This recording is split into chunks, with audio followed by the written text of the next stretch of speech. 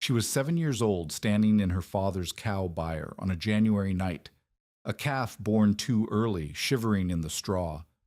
Her father carried stones from the bake oven, steaming, and packed them around the animal's body. He took her wrist and pressed it against the warm surface. "Feel that," he said. "A fire you can see burns fast and dies. Heat kept in stone is slower. It pays you back through the night." She never forgot the feeling, that patient warmth breathing outward from rock. 21 years later, standing in a ruined mill in Dakota Territory with winter closing in and no shelter that anyone would recognize, she would need it to save more than a calf. October of 1887 had already turned cold when Beret Haugland climbed down from the freight wagon and stood in the mud beside a creek she had never seen before. Her daughter, Christy, pressed against her hip, both hands locked around a flour sack that held their blankets and one change of clothes. The teamster who had driven them from town set the trunk in the dirt without a word, climbed back onto the seat, and did not look at either of them again. The wagon creaked away down the track. The sound faded, and then there was only the creek sliding under a skin of ice, the wind bending dead grass flat across the bluff, and the ruin. The mill sat below the grade of the road, half sunk into the bank where the creek bent. One wall still stood to its full height. The others had buckled or been scavenged for lumber, leaving stone footings open to the sky like the ribs of something dead. The water wheel shaft jutted from the bank at an angle, its iron couplings orange with rust, the wooden paddles gone. Inside the foundation, grain bins had rotted open and spilled their contents into black mush that smelled of sour fermentation and mouse nests. Iron chain lay coiled in the mud. A leather drive belt, cracked and curled, lifted in the wind and dropped again. Barrett walked the perimeter with Christy still holding her coat. She counted what was there. Stone foundation, 3 sides partial, one side mostly intact. A gearing pit full of standing water. Timber framing too rotten to trust. Scattered iron, brackets, pins, a hinge plate, and 3 granite millstones, each the width of a man's outstretched arms, lying where the upper floor had collapsed and dumped them. 2 lay flat. One leaned against the intact wall, half buried in debris. Each stone had a center hole the size of a dinner plate, the eye through which grain had once fed downward. She looked at the stones. She looked at the creek. She looked at the empty flat where a house should have been and was not. Christy said, "Where do we sleep?" Beret did not answer because the answer was that she did not know. 6 weeks earlier, Niels Haugland had been alive. He had driven the harvest wagon 3 times that week between their rented acreage and the rail depot, hauling wheat. On the 4th trip, the rear axle snapped on a washed-out grade. The wagon rolled. Niels went under the load. He lived 4 hours, long enough to say her name twice, but not long enough to say anything useful about money, debts, or what she should do next. The debts were immediate: seed loan, tool credit at the hardware store in Canton, a balance on winter provisions ordered but not yet delivered.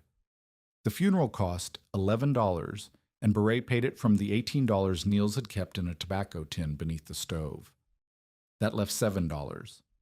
Then the hardware man came with his ledger, and the seed creditor came with his. And when the numbers settled, Beret had $38 to her name, 1 daughter, no land of her own, no family within 600 miles, and winter coming like a freight train on a downhill grade. Niels's parents, the elder Hauglands, lived 14 miles north on a proved-up quarter section with a proper house, a barn, and enough wood stacked to see them through March. They came for the funeral. They brought bread and salt pork and a Bible. They did not bring an invitation. What they brought instead was a deed. The mill parcel sat on 40 acres along Skunk Creek, east of the main settlement. Niels's father had bought it on speculation 2 years earlier, believing he could repair the mill and profit from custom grinding. He had done neither. The mill was already failing when he purchased the claim, and after one winter of half-hearted repair attempts, he had abandoned the project and written off the cost. The parcel had no house, no barn, no livestock shelter, and no improved field. It had a ruined mill, a creek, and a tax obligation. The elder Hoglins transferred the deed to Beret 3 days after the funeral. They told her it was a gift. They told her she could build on the claim and make something of herself. They told her Niels would have wanted her to be independent. What they did not tell her, because they did not need to, was that the parcel was worth less than the taxes owed on it, and that by giving it to her, they had removed a liability from their own books while appearing generous to the community.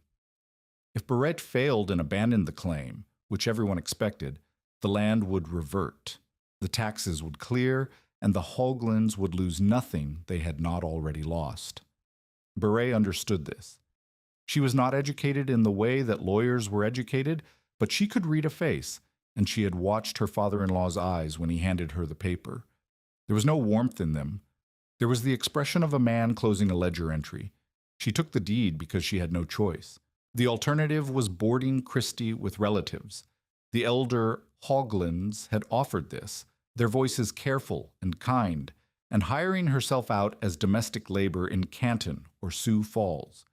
She would see Christie on Sundays if distance allowed. She would earn perhaps $3 a week. She would own nothing and control nothing and be obligated to the same family that had handed her a ruin and called it mercy. She took the deed and she loaded the wagon. The first man to walk her ruin was Elias Cutter. Cutter was not cruel. He was precise. He had built 9 houses and 3 barns in the county, and he knew what winter required the way a doctor knows what blood requires, not by theory, but by counting the dead. He came because the minister asked him to check on the widow, and because Cutter felt it was right to give an honest verdict, even when the honest verdict was that the patient could not be saved. He arrived on horseback the second morning after Beret's arrival. She had spent the night in the intact corner of the foundation, a canvas tarp stretched overhead, the cook stove burning the driest scraps she could pull from the debris. Christie slept in the trunk with the lid cracked open. The temperature had dropped below freezing overnight. Beret's water bucket had a crust of ice by dawn. Cutter tied his horse and walked the site without greeting her. He paced the foundation. He kicked at the standing wall to test the mortar. He looked at the water wheel shaft and the gearing pit and the scattered iron. He lifted one corner of the canvas tarp and looked at the stovepipe and the cook stove body beneath it. He studied the woodpile, a cord and a half of mixed lengths, some green, some punky, stacked against the one solid wall. Then he came to where Beret was feeding sticks into the fire and told her the math. "You have half a foundation," Cutter said. "1 wall worth keeping, maybe. The rest is scrap. You have a stove body without a proper bricks around, which means you are losing 1/3 of your heat before it reaches the room you do not have. You have maybe a cord and a half of mixed wood, and half of that is too wet or too rotten to burn clean. You need 6 cords minimum to winter, and that is if your shelter is tight, which it is not, because you do not have a shelter." Beret said nothing. Cutter pointed at the millstones. "Those are dead weight. Each one runs 700-800 pounds. You cannot move them. You cannot eat them. You cannot burn them. They are in the way of any foundation work you might attempt, and you do not have the labor to shift them." "How much would a proper house cost?" Beret asked. "Lumber alone for something 12 by 16 with a decent roof, you're looking at $60-70. Nails, hardware, stove brick, tar paper, add another 15 or 20. A man to help you raise it, another 10, if he is cheap and you feed him." Cutter paused. "How much money do you have?" $38. Cutter looked at the child who was sitting on the trunk watching them with the steady gaze that children sometimes have when they are old enough to count adults and find them insufficient. "Mrs. Hogland," Cutter said, "I am going to tell you what I would tell my own sister if she stood where you stand. Board the girl with the Iversons or the church family in town. Hire yourself out before the first real snow. Come spring, sell this parcel for whatever it brings. It will not bring much, but it will bring more than a dead woman's claim brings. And if I stay? If you stay, you will need a shelter that does not exist, fuel you cannot afford, and labor you do not have, and you will need all three before December. I do not see how you get any one of them, let alone all three. He put his hat back on. He looked at the millstones once more, and his expression did not change, because to Elias Cutter those stones were exactly what they appeared to be, the leftover guts of a failed enterprise, too heavy to move and too useless to keep. "I'm sorry about Niels," he said, and he rode out. Beret stood by the fire and listened to the hoofbeats fade. The creek made its sound beneath the ice. Christy was watching her from the trunk, waiting for the answer that adults were supposed to have. Beret did not have the answer. What she had was the deed, the stove, the child, and $38 against a winter that would not care about any of it. But she also had something Cutter had not asked about, because he had no reason to ask. She had a memory. The cook stove sat on bare ground near the intact wall, its pipe angled up through a gap in the tarp. Beret kept the fire burning through the second evening, heating water for Christy's supper and drying the wet socks they had worn through the mud. After the child slept, Beret sat on an overturned bucket and watched the coals settle. The stovepipe ran within 2 feet of the nearest millstone, the one leaning against the wall, not touching it, but close. The stone had been there since the collapse, immovable. A slab of granite wider than Beret's arm span and thick as a Bible stood on its edge. Around midnight, the fire burned low. Beret reached for the coffee pot, and her hand passed near the millstone's surface. She stopped, pulled her hand back, reached out again, deliberately this time, and pressed her palm flat against the granite. It was warm, not hot, not like the stove, but warm in a way that stone should not be warm when the air was below freezing and the fire was half dead. The stovepipe had been radiating heat sideways for 6 hours, and the stone had been collecting it the way a creek bed collects water, slowly, silently, without anyone asking it to. Beret kept her hand there. She felt the warmth move into her fingers, steady and even, nothing like the sharp heat of a flame that fades the moment you pull away. This warmth was deep, stored, patient. And she remembered. She was 7 years old back in Hallingdal, standing in her father's cow byre on a January night. A calf had been born too early, and her father had heated stones in the bake oven and carried them steaming into the stall, packing them around the calf's body beneath straw and wool batting. Beret had pressed close to watch, and her father had taken her wrist and laid it against one of the warmed stones. "Feel that," he said. "A fire you can see burns fast and dies. Heat kept in stone is slower, safer. It does not leave all at once. It pays you back through the night." The calf lived. Beret never forgot the feeling of that stone under her wrist, the patience of it, the way the warmth seemed to breathe outward instead of flare and vanish. Now she stood in a ruined mill in Dakota Territory, with 3 granite millstones she could not move, and a winter she could not survive by any method that Elias Cutter would recognize. And the question that had been formless since she arrived began to take a shape she could almost see. She looked at the stone. She looked at the stovepipe. She looked at the center eye, that dinner plate hole bored through the granite for the grain shaft. What if the pipe went through the stone instead of past it? She crouched and studied the eye more closely. The hole was smooth, bored clean decades ago by the stone dresser who had shaped the millstone. The stovepipe was 5 inches across. The eye was nearly 8. There was clearance.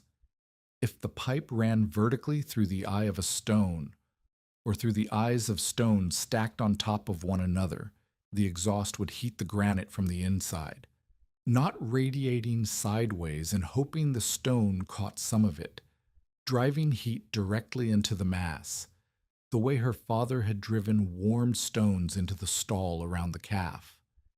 3 stones, 3 eyes aligned, a pipe rising through all 3. A granite column that absorbed heat for hours and then released it through the night after the fire dropped, not replacing the stove, working with it, turning dead weight into a vessel that held warmth the way a well holds water. The idea was not complete.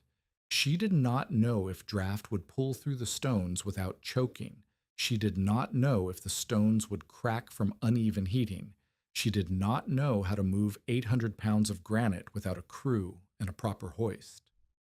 She did not know if a room small enough to benefit from the stored heat could be built with the lumber she could afford. But she knew one thing that Cutter did not. Stone remembers fire. The question was whether she could make it remember long enough to keep a child alive through a Dakota January.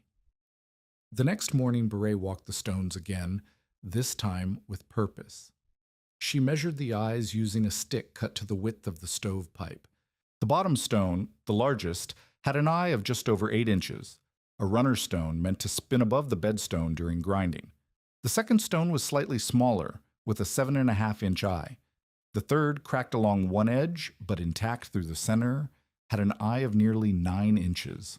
All three would accept the pipe with space around it, space that could be packed with clay or ash to slow the gas passage and force more heat into the granite. She knelt beside each stone and estimated weight. The largest she guessed at 900 pounds, maybe more. The second perhaps 800. The cracked one perhaps 700 lighter because of the missing edge. Together they would run close to 2,400 pounds stacked in a column perhaps 2 feet tall. A granite pillar with a hot throat. Her hands were shaking, and it was not from cold. It was from the arithmetic. If this worked, the stones changed everything. They were not dead weight. They were the most valuable thing on the claim, a thermal mass that no amount of money could replace, already present, already shaped, already bored with the exact opening she needed. The Hoaglands had given her a punishment, and inside the punishment was a tool they were too blind to see. But the risk was total. If she committed labor and money to this design and it failed, if draft choked, if stones cracked, if the room leaked too much heat, she would have spent weeks building a monument to a wrong idea while winter closed the door behind her. There would be no second attempt, no money for lumber, no time for a conventional shelter. She could almost hear Cutter's voice. Board the girl. Hire yourself out. Sell in spring. She picked up the measuring stick and walked to the foundation's center pad, the flat stone base where the mill's main shaft had once stood. It was level. It was solid. It was exactly where the tower needed to go. Maren Iverson arrived 3 days later. Maren was not hostile. She was practical in the way that women on the prairie learned to be practical, by counting what was real and discarding what was not. She had 4 children, a husband who ran cattle on a quarter section 2 miles north, and a winter routine that she had followed for 3 years without variation. Stack wood, seal walls, kill and salt meat, fill the root cellar, pray for a mild February. She came with bread and a jar of plum preserves, which was the currency of women checking on other women, and she walked the site the way Cutter had methodically, noting what was present and what was absent. But where Cutter had delivered a verdict, Maren asked questions. Where will you put the walls? Beret showed her. A small room 10 by 12 feet, framed tight around the stone tower at the center. Low ceiling, 1 door, 1 window opening, small, stuffed with oiled cloth. The cook stove positioned so its pipe ran vertically up through the stacked stones before exiting through the roof. Maren stood silent for a long moment, looking at the millstones lying in the mud. You are going to build a room around 3 rocks, she said. Around a stove that runs through 3 rocks. Beret, heat comes from fire. It comes from burning wood. It does not come from stone. Stone is cold. You have touched a stone wall in winter. It pulls the warmth right out of your hand. An empty stone wall does. A stone that has been heated from inside does the opposite. Says who? My father. And the cook stove pipe has been standing next to that bottom stone for 3 nights. Go touch it. Marin looked at her. Then she walked to the leaning millstone, pulled off her glove, and pressed her hand to the surface. She held it there for several seconds. Her expression shifted, not to belief, but to confusion, which was close enough for now. That is from the stovepipe, Marin said. Yes, and the pipe is 2 feet away. If the pipe went through the center of that stone, through the eye, the entire mass would hold heat, not just the surface nearest the pipe. Marin pulled her hand away and put her glove back on. And if it cracks? Granite heats unevenly. My husband has split field stone with fire and water. Millstones are dressed differently, cut to withstand friction and pressure, and I will heat them slowly, not shock them. And if the draft fails, if smoke fills that room with your daughter in it, then I open the door and I fix the draft. Marin shook her head. I think you are building yourself a very heavy disappointment. But I brought bread, and I did not come to argue. They ate the bread together, sitting on the foundation wall, while Christy chased a field mouse between the stones. Marin did not say she believed, but she did not say Beret was insane. And on the prairie in October, the absence of condemnation was its own form of support. What Marin said when she left was this: if you change your mind, we have a room. It is small, but it is warm, and the offer does not expire. Beret thanked her, and then she went back to measuring the eyes of the stones. Halvor Brekke came on a Tuesday. He did not bring bread. He did not bring preserves. He brought a manner that suggested he owned the ground she stood on and was deciding whether to let her keep standing. Halvor was Niels's younger brother, 31, unmarried, working the family operation with his father. He had the Haugland jaw and the Haugland way of standing with his weight forward, as though leaning into a wind that only he could feel. He had also been the one who suggested, at the family table before the funeral, that the mill parcel could be a useful way to settle the widow question without expense. Beret knew this because Niels's mother, in a moment of guilt or carelessness, had mentioned it. Halvor tied his horse and walked past Beret without greeting. He looked at the foundation, the tarp, the cook stove, the woodpile, the stones. He walked the full perimeter. Then he came back and stood in front of her with his hands in his coat pockets. "This is not going to work," he said. "Which part?" "Any of it, all of it. You have 40 acres of grass, a creek that floods in spring, a foundation that needs more repair than the building it held up, and 3 useless stones that are too heavy to sell and too stupid to eat. The smartest thing you can do is sign this back over and let the family handle it properly." "Sign it to whom?" "To the family. Father will take the taxes back on. You walk away clean." "And Christy?" "She boards with us until you are settled. We are not heartless, Beret. We are practical." Beret looked at him. She knew what practical meant in Halvor's mouth. It meant the parcel returned to Haugland control. It meant the tax write-off stayed in the family. It meant Beret lost the only piece of ground she could stand on without someone else's permission, and Christy grew up in a house where her mother was discussed as a cautionary tale. "I am staying," she said. Halvor looked at the millstones, and he laughed. Not a gentle laugh, the kind that carries across open ground and is designed to. "I heard you plan to stack those rocks and live inside them, like some kind of cave. They are saying you have gone soft in the head from the grief." "Who is saying that?" "Everyone. Cutter said you cannot build a shelter that will stand. Marin told my father you are heating rocks instead of building walls. And I am standing here looking at a woman with a child and no roof and no plan that any sane person would recognize." He stepped closer. "You are building yourself a grave marker, Beret, and you plan to sleep beside it." Beret did not move. She did not argue.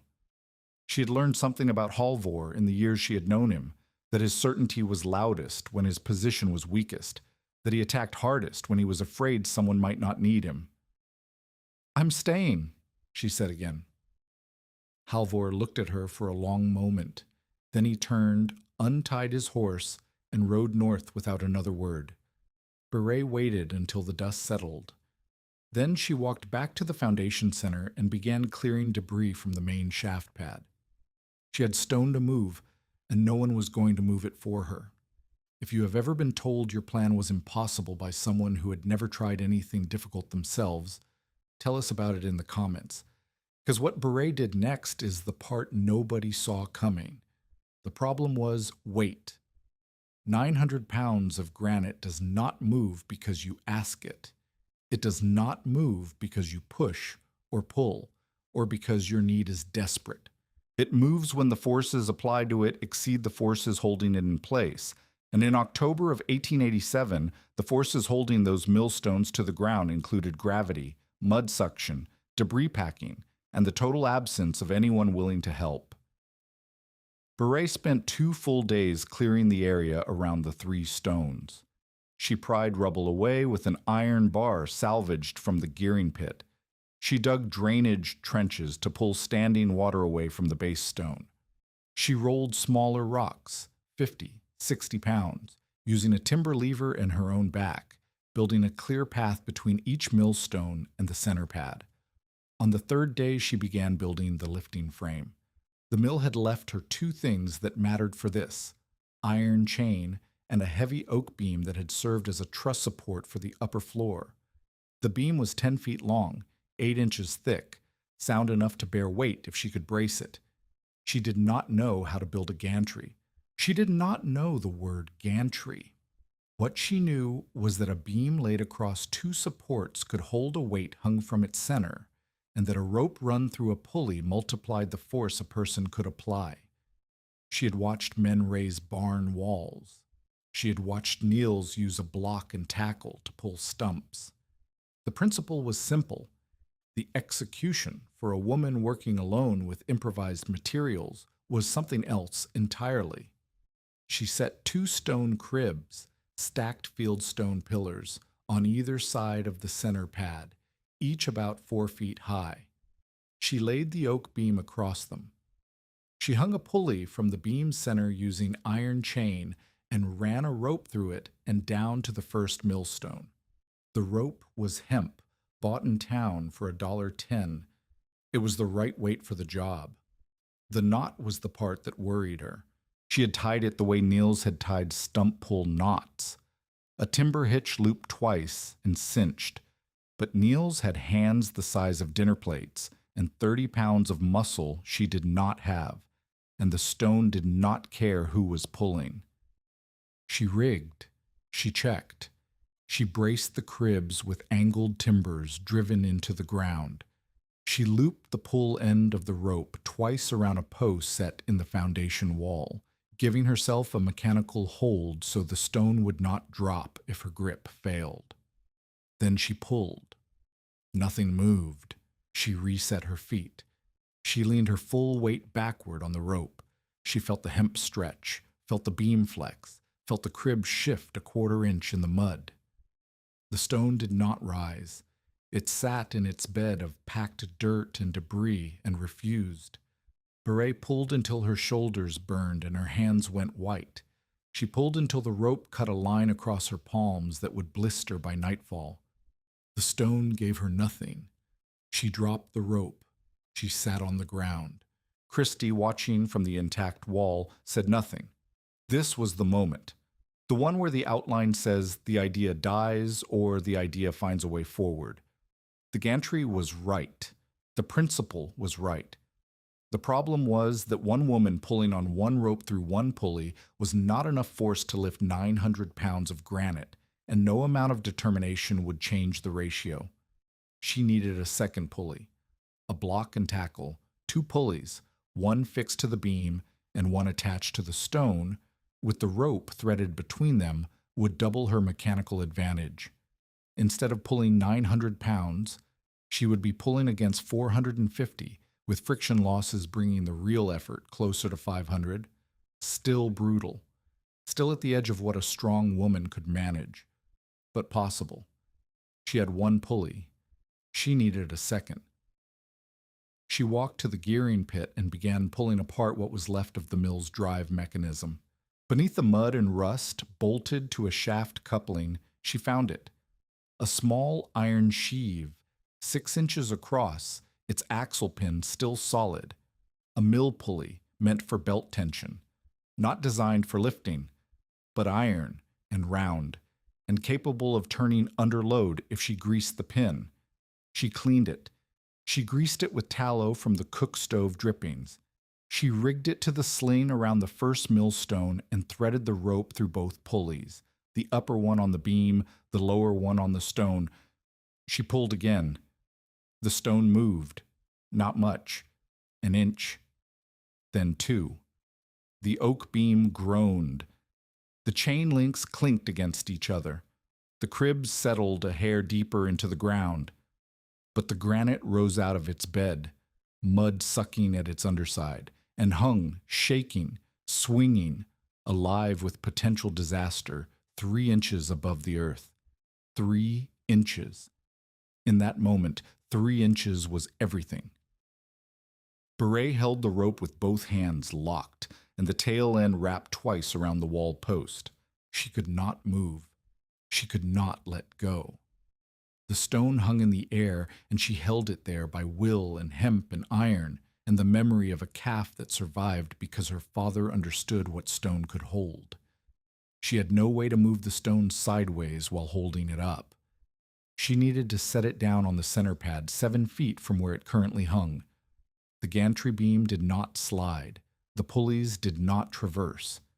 She was holding 900 pounds of granite in the air, and she could not get it where it needed to go. The sun dropped behind the bluff. The temperature began to fall. Christy pulled the blanket from the trunk and wrapped it around herself without being told. Beret lowered the stone. It sank back into its hole with a sound like a door closing. She sat in the dark and understood that the idea was not wrong. The execution was incomplete.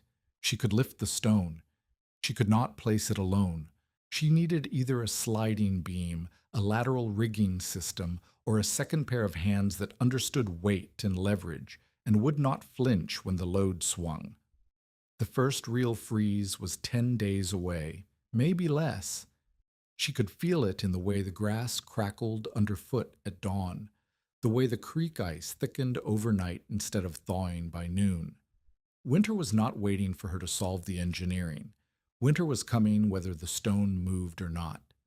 She wrapped her blistered hands in strips torn from a petticoat and fed the stove until the coals glowed orange in the dark. Christy fell asleep in the trunk. Beret sat beside the warm millstone, the one still leaning against the wall, the one that had started this whole impossible idea, and pressed her torn palm against its surface. The stone was warm, still warm, hours after the fire had dropped. Patient, the way stone always is, waiting for her to figure out the rest. She did not know that the rest was already on its way. 14 miles south, on the road from Flandro, a man named Tolef Neschheim was driving a half-loaded repair wagon toward Canton, looking for millwork that no longer existed in a territory that had already moved on to steel rollers and steam. He would pass the creek crossing the following afternoon. He would see the gantry beam. He would stop. But Beret did not know that yet. All she knew was the warmth under her hand, the cold pressing in from every direction, and the weight of something she could almost lift but could not yet place. The first stone had risen 3 inches and fallen back. The second and third had not moved at all. The room did not exist. The tower did not exist. Winter did not care.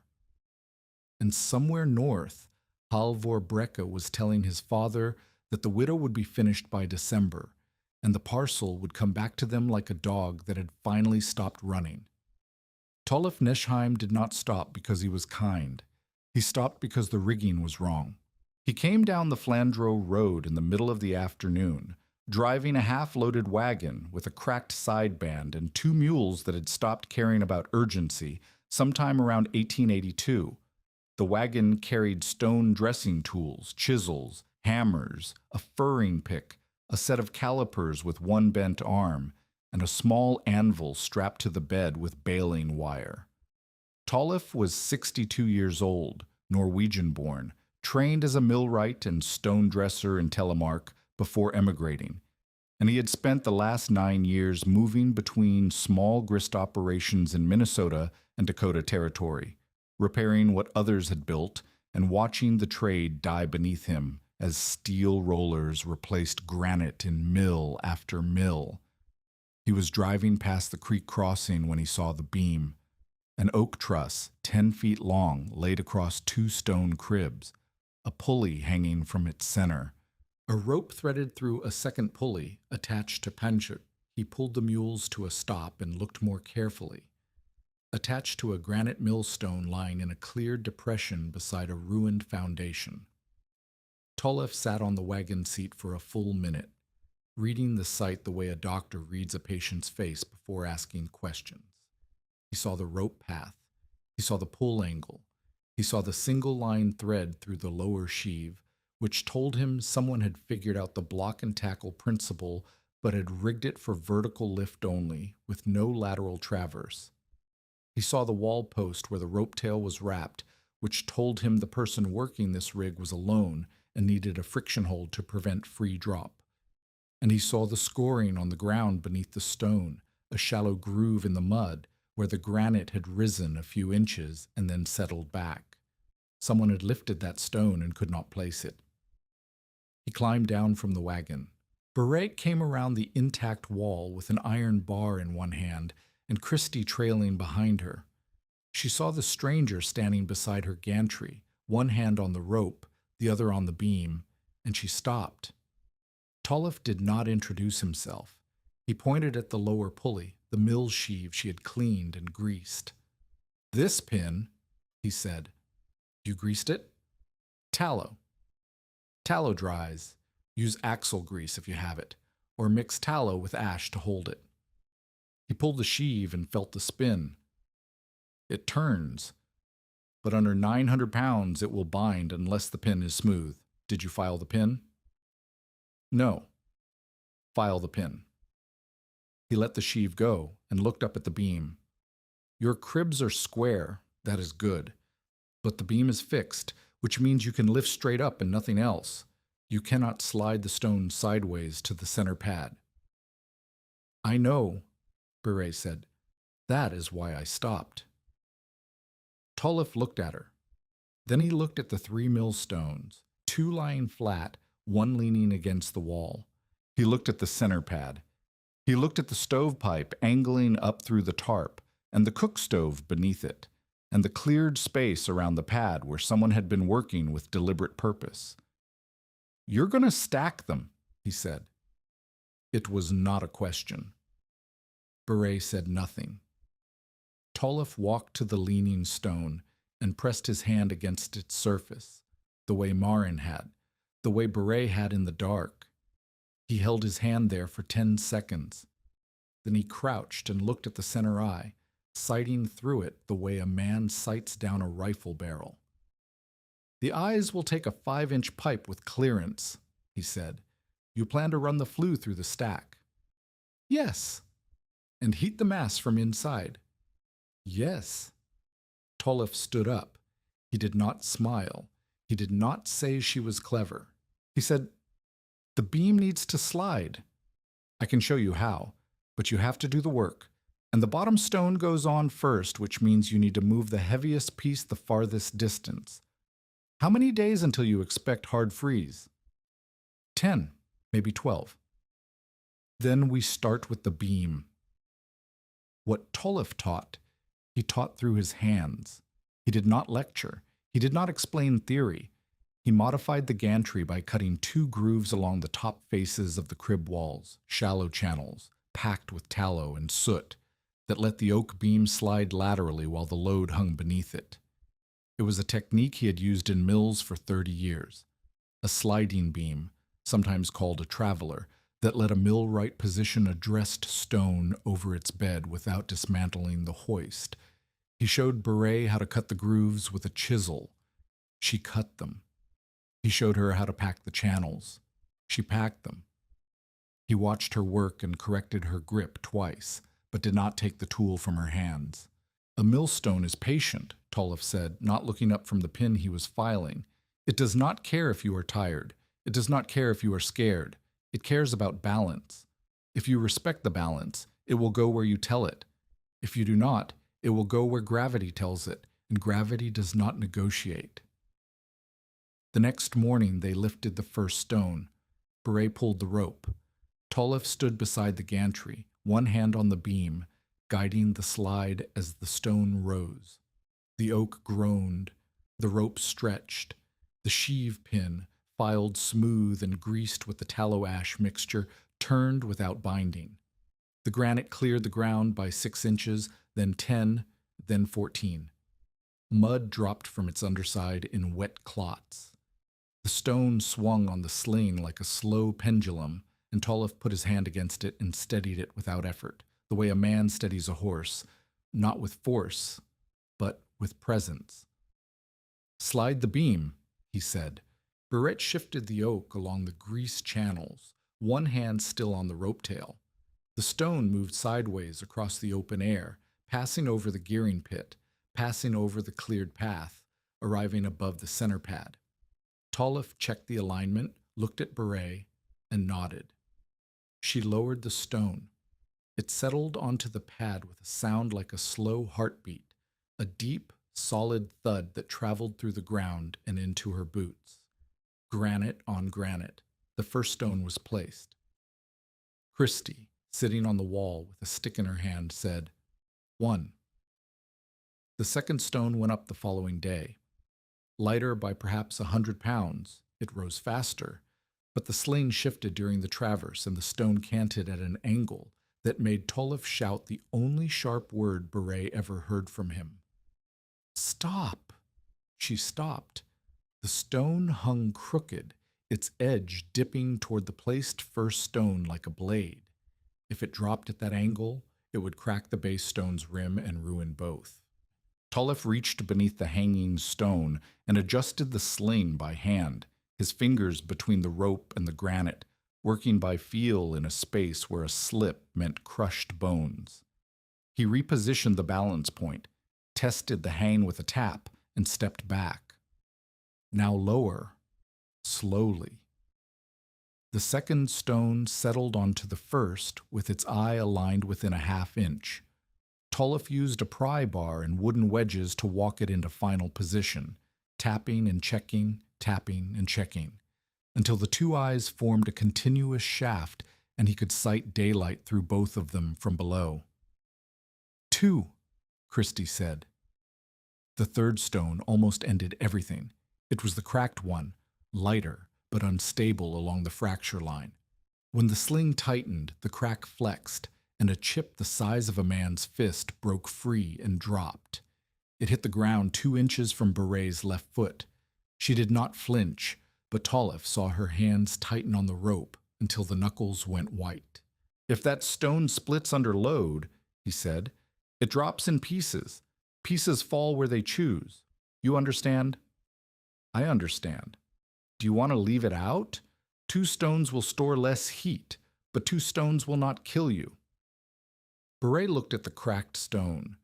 She looked at the sky, which had been gray for 3 days, and was now the color of a bruise along the western horizon. She could feel the temperature dropping each night, the frost staying later each morning. 2 stones might not be enough. 2 stones might leave her 1 bad night short of survival. "We put it up," she said. Tolliff studied her face. Then he re-rigged the sling, distributing the load wider across the stone surface and away from the crack line. He packed the fracture with a wedge of green oak cut from a branch, hammered tight, to keep the halves from flexing independently. They lifted the third stone in silence. It rose clean. It traversed clean. It settled onto the second stone with its eye aligned, and the oak wedge held, and the crack did not spread. The tower stood. 3 granite millstones stacked on the center pad, rising just over 2 feet from the foundation floor. A column of stone weighing close to 2,400 pounds, with a continuous shaft of open air running through its core from bottom to top. Now the tower needed a throat. Toluf stayed 4 more days. In that time, he and Beret accomplished what would have taken her 3 weeks alone. They fitted the stovepipe. The bottom section entered through the cook stove's flue collar, rose vertically, and passed into the base stone's eye. Toluf showed Beret how to pack the gap between pipe and stone with a mix of creek clay and wood ash, not morite or cement, which they did not have, but a crude fireite mix that would harden with heat and seal the passage against smoke leaks while still allowing the stone to absorb heat from the pipe's surface. The pipe continued up through the second stone's eye, packed again, and through the third. Above the tower, the pipe rose another 4 feet and would eventually exit through the roof. "Draft is everything," Toluf said. "If the pipe rises cleanly and the room is tight, the fire pulls air from below and sends heat up through the stone before it reaches the sky. The longer the gas touches stone, the more heat the stone keeps. That is why your father's bake oven stones worked. The fire's breath went through mass before it went to air." He taught her to test draft with a lit pine shaving held at the stove's air intake. If the flame pulled inward, the draft was drawing. If it guttered sideways or blew back, the exit was blocked or the room was sealed too tight. They framed the room. 10 by 12 feet, low ceiling, 7 feet at the peak, barely enough for Toluf to stand upright. Barry had $26 left after buying rope, and she spent 14 of those on rough-cut lumber from the yard in Canton, hauled back in Toluf's wagon. Not enough for a proper house. Enough for framing, a plank door, and partial sheathing. The rest of the walls they filled with whatever the ruin provided. Salvaged boards, flattened tin from the old grain chute, layers of tar paper overlapping like fish scales. The gaps they chinked with clay and straw. It was ugly.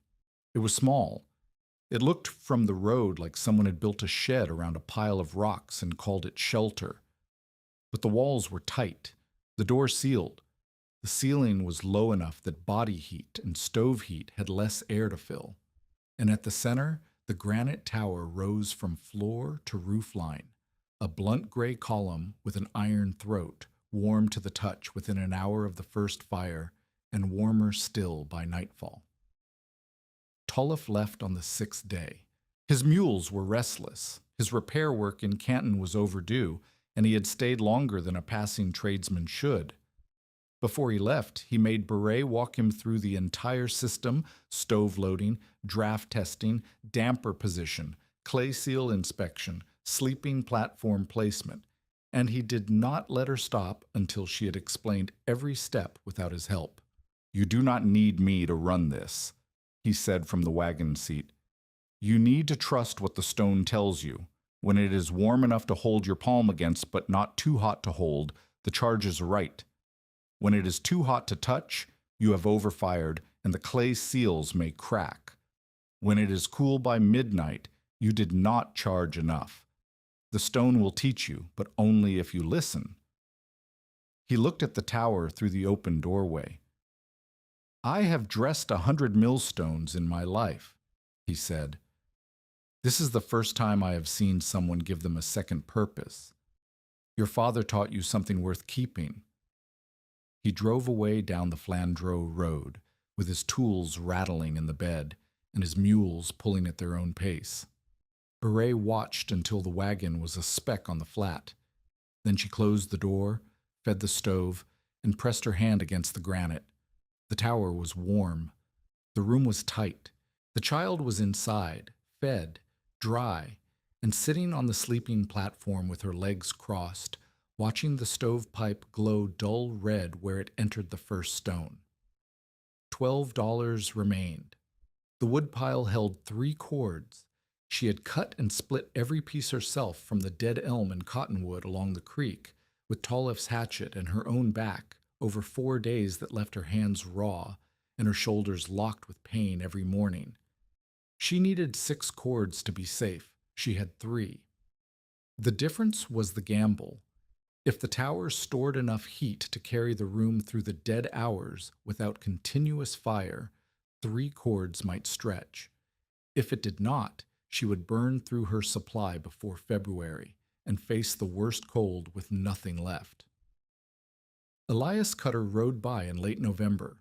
He did not dismount. He looked at the shack from the road, and Beret saw him shaking his head.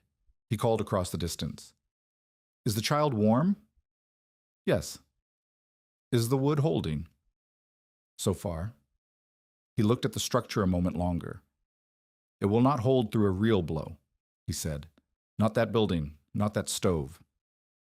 "It is not the stove," Beret said. "It is the stone." Cutter frowned. He did not ask what she meant.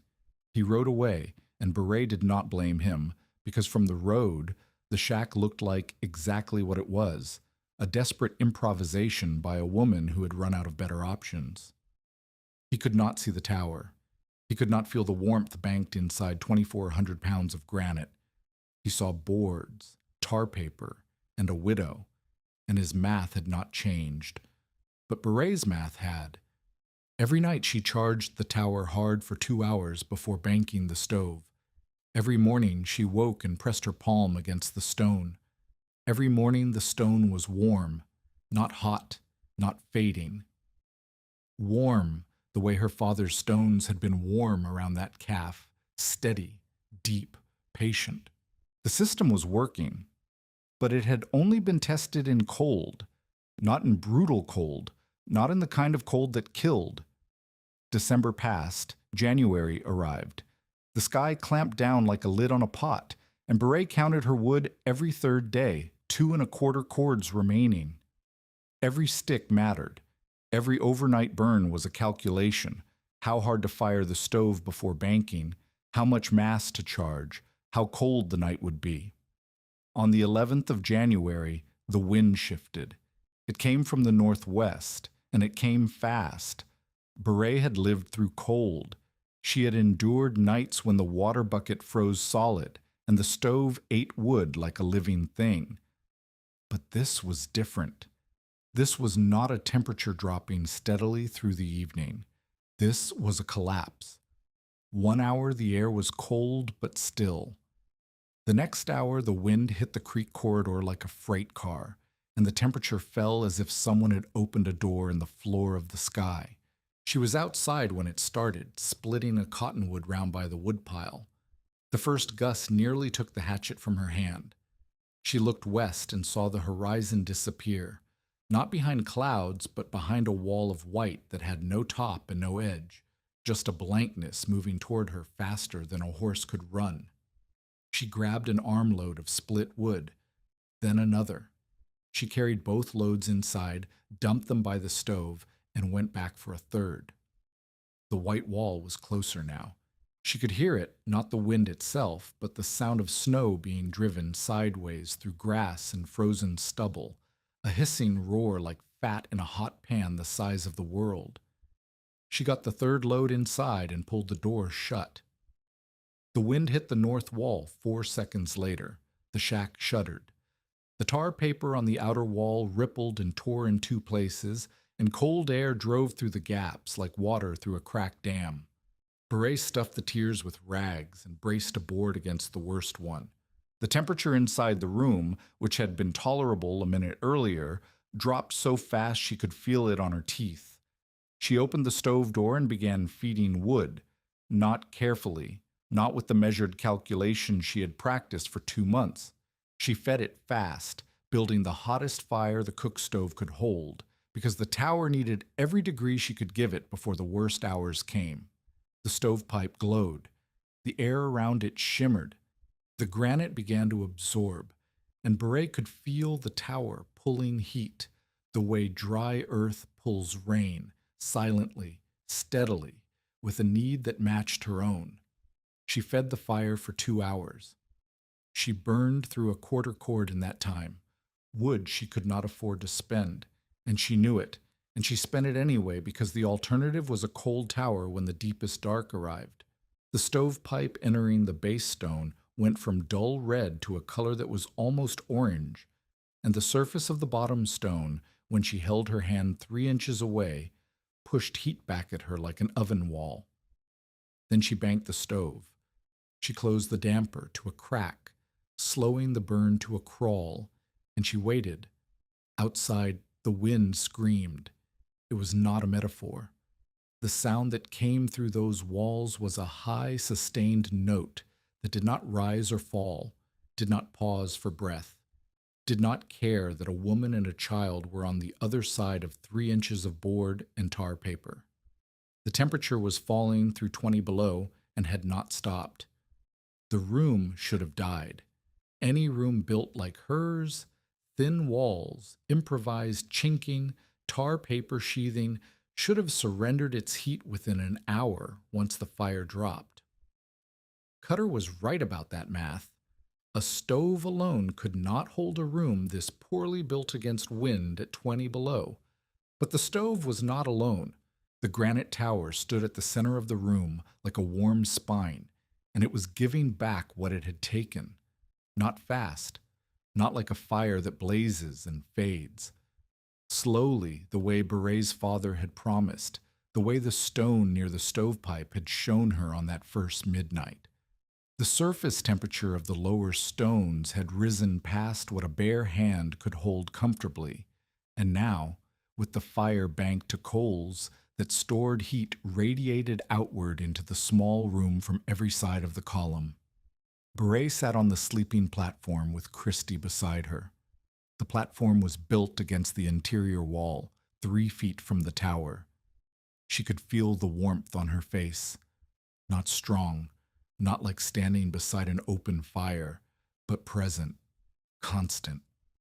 A warmth that did not flicker or fade with every gust. Christy coughed. It was a small cough at first, then another, then a fit that doubled her forward and left her gasping, eyes streaming. Beret put her hand on the child's forehead and felt the heat that had nothing to do with granite. Fever. The child was burning. The timing was the kind that breaks people, the worst storm of the winter, the last of the wood she could afford to spend, and now a sick child who needed warmth above all things, warmth and water, and air that was not thick with smoke at the exact moment when every one of those resources was under maximum strain. Beret heated water on the coals. She stripped Christy's damp shirt and replaced it with a dry one from the trunk.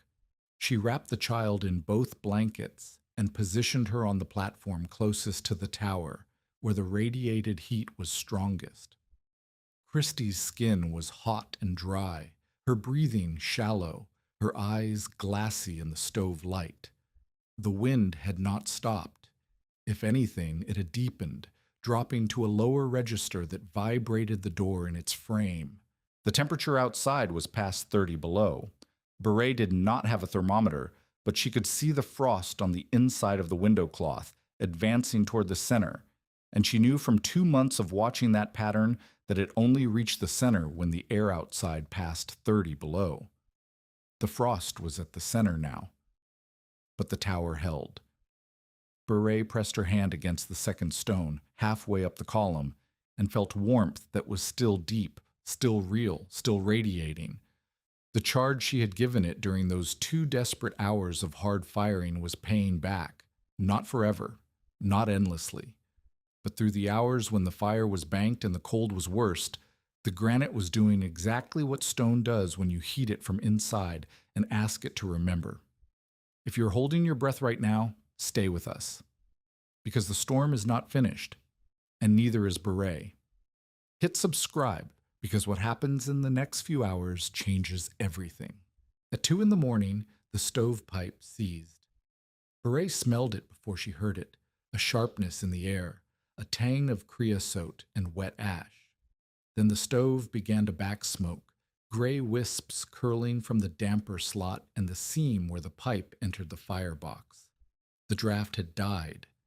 Something in the pipe, ice, creosote buildup, a shift in the clay, packing where the pipe entered the tower, had blocked the flow, and the exhaust was coming back into the room instead of rising through the stones. Smoke filled the upper third of the room within minutes. Christy coughed harder. Beret pulled the child off the platform and sat her on the floor, where the air was clearer, and wrapped the blanket over her head to filter what she breathed. Then Beret opened the door. The wind hit her like a wall of broken glass. The temperature differential was so extreme that her eyes watered instantly, and the moisture froze on her lashes.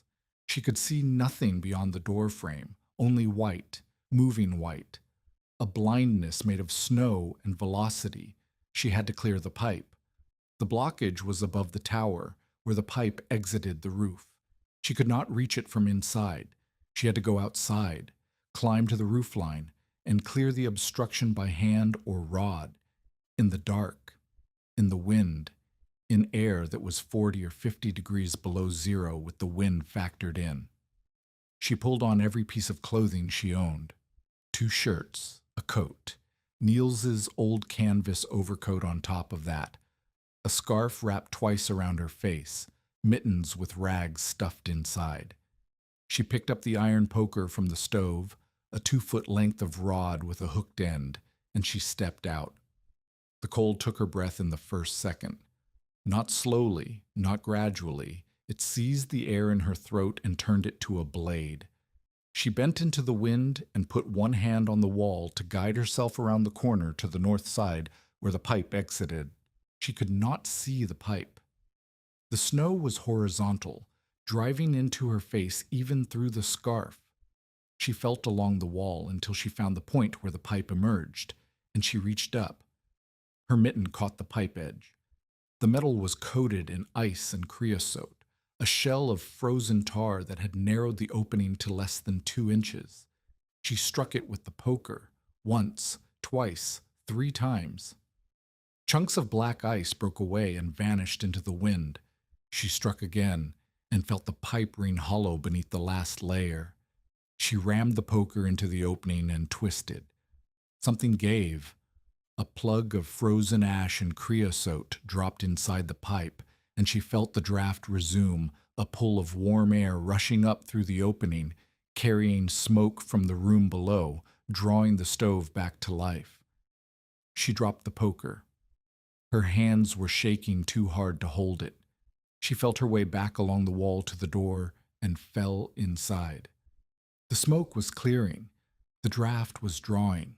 The stove was pulling air again, and the fire, which had nearly smothered, was catching on the coals she had left banked. Beret closed the door. She stripped off the outer coats, which were crusted with ice. She sat on the floor beside Christy and put her arms around the child. And for 5 minutes she did nothing but breathe and shake and let the warmth from the tower, still there, still radiating, still remembering the fire from hours ago, press against her back. Christy's fever held through the night. Beret fed the stove in small increments, keeping the charge steady without burning through her remaining wood faster than she had to. She heated water and made Christy drink. She wiped the child's face with a damp cloth. She checked the pipe draft every hour by holding a lit shaving at the intake. At some point before dawn, the wind shifted, not stopped, shifted from northwest to west, losing its worst edge, dropping from a scream to a moan. The temperature did not rise, but the assault on the north wall eased, and the tar paper stopped rippling. In the first gray light, Beret pressed her hand against the base stone. Still warm. 12 hours after the initial hard charge, and several hours since she had done more than feed the stove at maintenance level, the granite was still giving back heat. Not as much as midnight, not as much as the first hours after banking, but warm, measurably, undeniably warm, in a room that should have been dead. She looked at the frost on the window cloth. It had advanced during the blockage when smoke replaced heat and the room's temperature dropped, but it had retreated again once the draft was cleared. The frost line sat 3 inches from the center, worse than a good night, better than death. The tower had carried the room through the worst hours despite a blocked pipe, a sick child, and air cold enough to freeze breath on contact. Christie's fever broke near dawn. The child opened her eyes, asked for water, drank, and fell asleep again with her head against her mother's shoulder. Her breathing was rough but steady. Outside, the storm was dying. Not gone, dying. The wind still moved and the snow still fell, but the rage had passed. What remained was the cold, enormous and patient, pressing against the walls like a hand testing a locked door. The door held. 2 miles north, Maren Iverson's husband had fed their stove continuously through the night. He burned a full cord in 19 hours and never left the fireside. Their cabin, built properly with chinked log walls and a decent roof, held, but only because a grown man with good timber stood guard over the fire like a soldier at his post. They survived by vigilance and fuel, which was the conventional method, and it worked because they had both. A quarter-mile east of Maren's place, an old man named Peter Grindheim, a bachelor who farmed alone and had always farmed alone, was found by a neighbor the following afternoon. He was still alive, but his feet were black, and his hands were the color of tallow. His shack had 2 walls of proper lumber and 2 of sod, and the sod walls had cracked in the cold, and the wind had come through like a blade through paper. He had burned all his wood by midnight and spent the remaining hours wrapped in every blanket he owned, praying in Norwegian to a god he had not spoken to in years. Peter survived. He lost 3 toes on the left foot and 2 on the right, and he never farmed again. He moved to Canton in the spring and worked as a night clerk at the hotel until his hands healed enough to button a shirt. Beret heard about Peter from Maren 3 days later, when the roads opened enough for travel. She said nothing when Maren told her. She thought about the tower, and the 2 extra hours of heat it had bought her in the deepest dark, and the 2,400 pounds of stone that a carpenter and a brother-in-law and an entire community had told her were dead weight. She thought about what Tolef had said, "The stone will teach you, but only if you listen." She had listened. The stone had taught, and the child was alive. The storm passed, and the cold settled in behind it like an occupying army, not violent, but present, constant, refusing to leave. Temperatures stayed below 0 for days. The creek froze to the bottom in places. Beret's woodpile stood at just under 2 cords, which was not enough by conventional math, but conventional math did not account for a granite column that banked heat the way a lake banks water, slowly in, slowly out, never all at once. She developed a rhythm. Hard fire at dusk, 2 hours. Bank at full dark. Maintenance feeding through the night, a stick every hour, just enough to keep the coals alive and the draft pulling. By morning, the stones were warm, and the room was survivable. Not comfortable, survivable. The difference between those 2 words was the distance between life and death, and Beret lived inside that distance for all of January and most of February. Christie recovered. The fever left scars in the form of a cough that lingered for weeks, but the child ate, slept, played on the platform beside the tower, and sometimes pressed her own small hand against the warm stone the way she had seen her mother do, as if checking a heartbeat. The room smelled of smoke and clay and granite dust, and the particular warmth of stone that has been heated and cooled and heated again so many times that the heat becomes part of its character, baked into the grain. It was not a pleasant smell. It was the smell of survival, and Beret breathed it every night. And it was enough. The roads opened on the 14th of January. The snow compacted under wagon traffic, and the wind dropped enough for riders to see past the ends of their horses. People moved between claims again, checking livestock, checking neighbors, counting who had made it and who had not.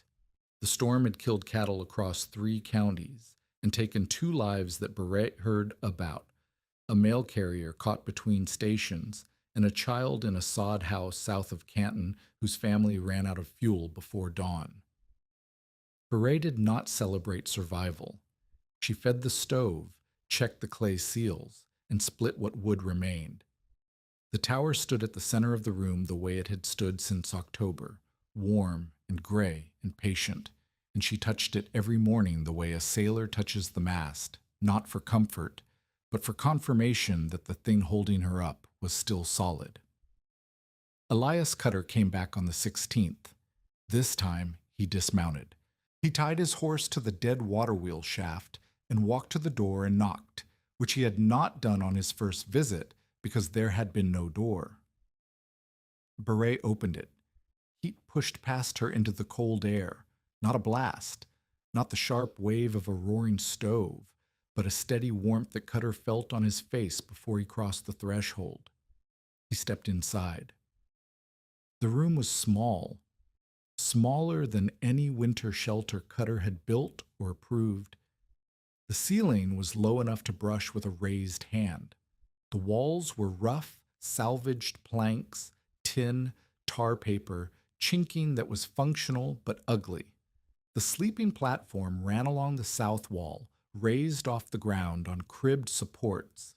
A few shelves held tin plates, a flour sack, salt, a jar of the plum preserves Marin had brought in October, and at the center, the tower. Cutter had not seen it before. From the road, the shack hid its interior. Now he stood 3 feet from a column of stacked granite that rose from the stone pad to within a foot of the ceiling, the stovepipe disappearing into its base and emerging from the top, the surface of the stones radiating a warmth he could feel on his outstretched hand without touching them. He walked around it. He studied the clay packing where the pipe entered the bottom stone. He looked at the stove, a modest fire, not a roaring one, barely a quarter of what a room this exposed should have needed. He crouched beside the base stone and pressed both hands flat against the granite, holding them there the way a man holds a pulse, counting what the heat told him. He looked at the woodpile beside the door. 2 cords, maybe less, and his expression shifted. A man who had burned through fuel at standard rates all winter knew what 2 cords in mid-January meant. It meant the math was different here. He stood and looked at the frost patterns on the window cloth, which showed where the cold pressed hardest and where the tower's heat pushed it back. The frost formed a ring, thick at the edges, thinning toward the center, absent in the quarter nearest the tower. A map of the room's thermal geography drawn by the cold itself. "How long does it hold?" he asked. "After a full charge, I get 8 hours before the surface drops below useful, longer if the night is calm. The deep cold, the storm. I lost more through the walls than the stone could replace, but it bought me the worst hours, the hours between 2 and 5 in the morning, when the fire was banked and the cold was deepest. The stone carried those hours." Cutter put his hand on the middle stone again. He held it there and closed his eyes, the way a man does when he's letting his hand do the thinking his head has not caught up to. "I told you to build a bigger house," Cutter said. "You did. You built a smarter one." He stepped back and looked at the room again. His expression was not humble. Cutter was not a humble man, but it was honest, an honesty in a man who had built 9 houses and 3 barns and never been wrong about winter math was worth more than humility from a lesser builder. "The room is too small for a family of more than 2, he said. "The walls will not last more than 1 or 2 more seasons without proper replacement. The chinking needs work." "But the principle—" He stopped. He looked at the tower. "The principle is sound. You are not heating air. You are heating stone, and the stone heats the air after you stop feeding it. That is a different equation entirely." "Yes," Beret said. "Who taught you this?" "My father, and a millwright named Tolef Nesheim." Cutter nodded slowly. "I owe you an apology, Mrs. Hogland. I told you to leave. I told you the stones were dead weight. I was wrong about the stones." He did not say he was wrong about the rest. The shelter was still ugly, still fragile, still one bad season from collapse. But the core idea, the tower, the thermal mass, the stored heat was right, and Cutter was honest enough to say so. He left with a question he had not come with: whether salvaged masonry from other failed structures could be used the same way. Beret saw him writing in a small notebook as he mounted his horse, and she knew that by week's end every builder in the county would hear some version of what Elias Cutter had seen in a widow's shack by the creek. Marin came the same week. She did not knock. She opened the door, stepped inside, closed it behind her, and stood very still for 10 seconds with her eyes on the tower. Then she pulled off her glove and pressed her hand against the base stone, the same stone she had touched in October when Beret had asked her to test the warmth from the stovepipe.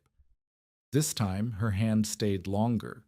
This time, the stone was not warm by accident, it was warm by design, heated from within, radiating into a sealed room on a January afternoon when the air outside was 9 degrees below zero. "How much stone is enough?" Marin asked. "It depends on the room. A smaller room needs less mass. A bigger room needs more, or tighter walls, or both. The stone has to match the space." "How tight does the room have to be?" "As tight as you can make it without killing the draft. If the room leaks, the heat goes through the walls before the stone can pay it back. If the room is sealed too tight, the fire chokes." Beret showed her. She opened the stove door, held a lit pine shaving at the intake, and let Marin watch the flame pull inward, proof that the draft was drawing, that the system was breathing, that the fire and the stone in the room were working as a single mechanism. "Can you use any stone?" Marin asked. "Dense stone. Granite is best because it holds more heat per pound. Fieldstone works, but you need more of it. Brick works. Anything heavy and tight-grained." She showed Marin the clay seals, the pipe joints, the baffle positioning. She showed her where the sleeping platform was placed, close enough to feel the radiance, far enough that the dry heat did not crack lips and skin through the night. She showed her the frost ring on the window cloth and explained what it measured. Marin sat on the sleeping platform and asked 14 more questions over the next hour, each more specific than the last. Beret answered everyone. She did not lecture. She had learned that from Tolef, who had taught her everything she knew without once speaking, as if she were beneath the knowledge. She showed the system the way the system had shown itself to her, through touch, through testing, through the patient accumulation of evidence that could not be argued away. When Marin left, she said, "My husband will want to see this." "Bring him. He will say it is too much work. Then he can keep feeding his stove all night. That is also work." Marin almost smiled. She did not quite get there, but the shape of it was on her face when she pulled the door closed. Within 2 weeks, 4 families had visited the shack. Each one came skeptical and left with questions. A man named Shur Espeland, who farmed a quarter section 3 miles west, brought his wife and stood in the room for 20 minutes without speaking, his hand on the tower, feeling the heat move into his palm. His wife, Ragna, crouched beside the base stone and studied the clay packing with the focused attention of a woman who understood that details were the difference between a good idea and a dead family. When Shur finally spoke, he asked one question. "Where do I find millstones?" "You do not need millstones," Beret said. "You need mass. Thick stone, stacked tight, with a flue path through or beside it. The shape does not matter. The weight does." Espeland nodded. He had a fieldstone pile on his claim, cleared from breaking the sod. Stones he had cursed every spring now looked different to him. His wife was already planning. Beret could see it in the way Ragna's eyes moved from the tower to the room to the stove and back, measuring, calculating, rebuilding her own home in her mind with mass at the center. But not everyone who heard about the tower came to learn. Halvor Breke heard about Cutter's visit before the week was out.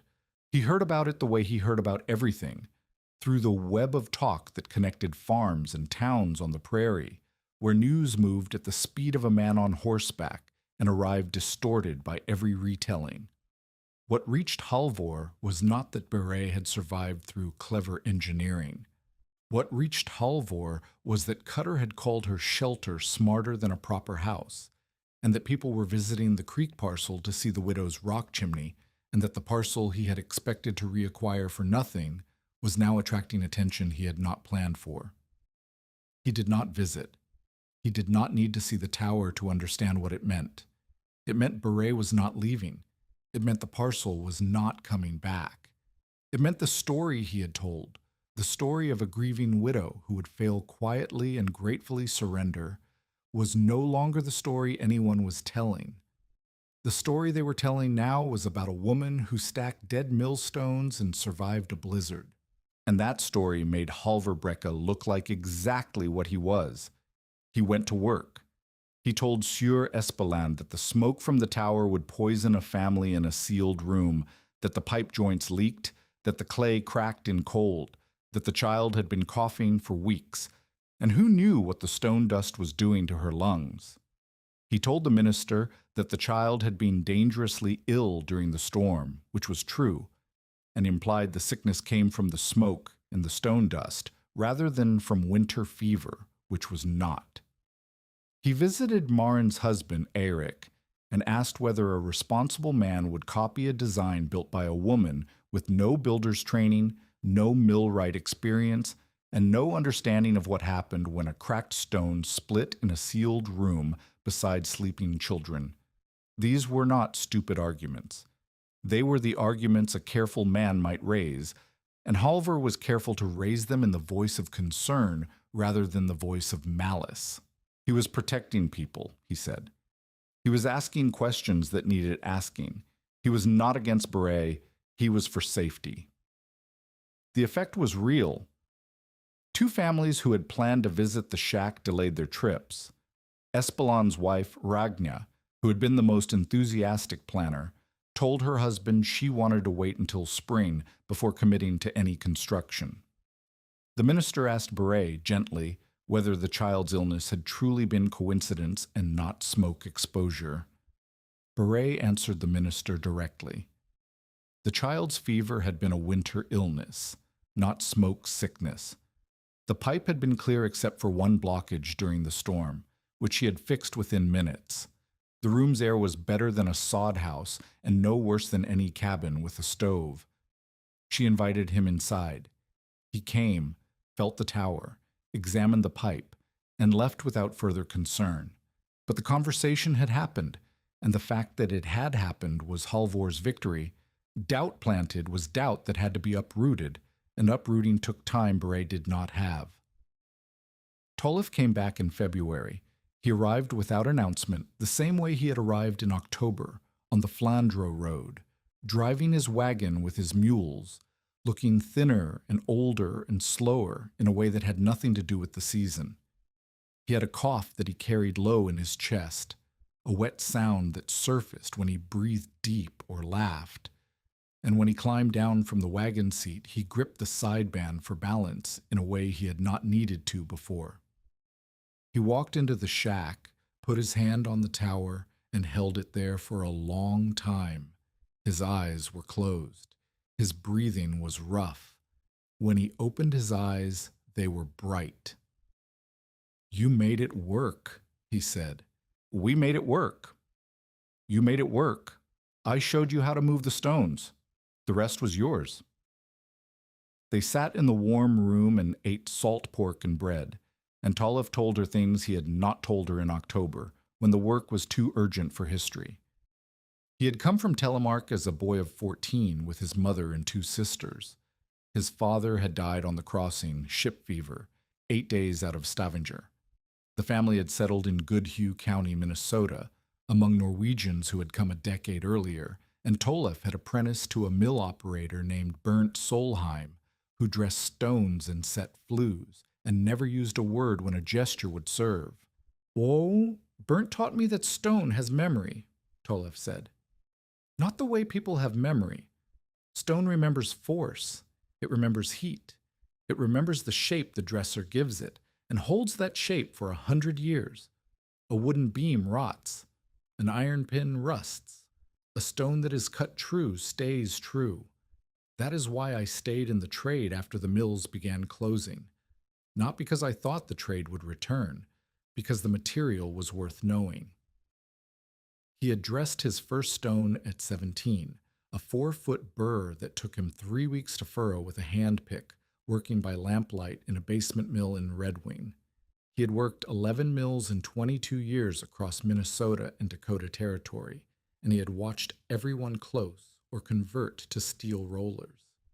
The last mill that needed his hands had been in Brookings, and it shut its doors the previous spring.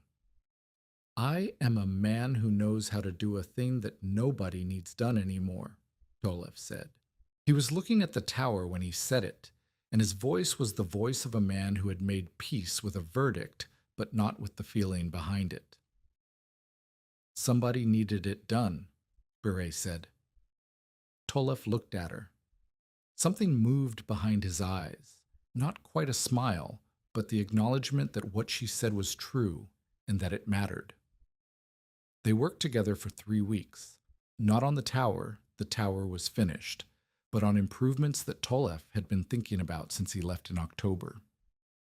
He showed Beret how to add a baffle inside the pipe at the base stone entry, a curved iron plate, cut from a salvaged hinge bracket that forced the hot gas to spiral as it rose through the column. The spiral increased the contact time between exhaust and granite. More contact meant more heat transferred. More heat transferred meant the tower charged faster and held longer. He showed her how to build a secondary mass, a stone bench along the south wall, heated by a short horizontal pipe run before it connected to the tower's vertical flue. The hot exhaust now traveled sideways through a low stone mass before climbing through the millstones. The bench gave the sleeping platform a warm surface to radiate from below, and the tower gave the room a warm column to radiate from the center. 2 masses, 1 fire, 1 pipe. They disagreed about the bench.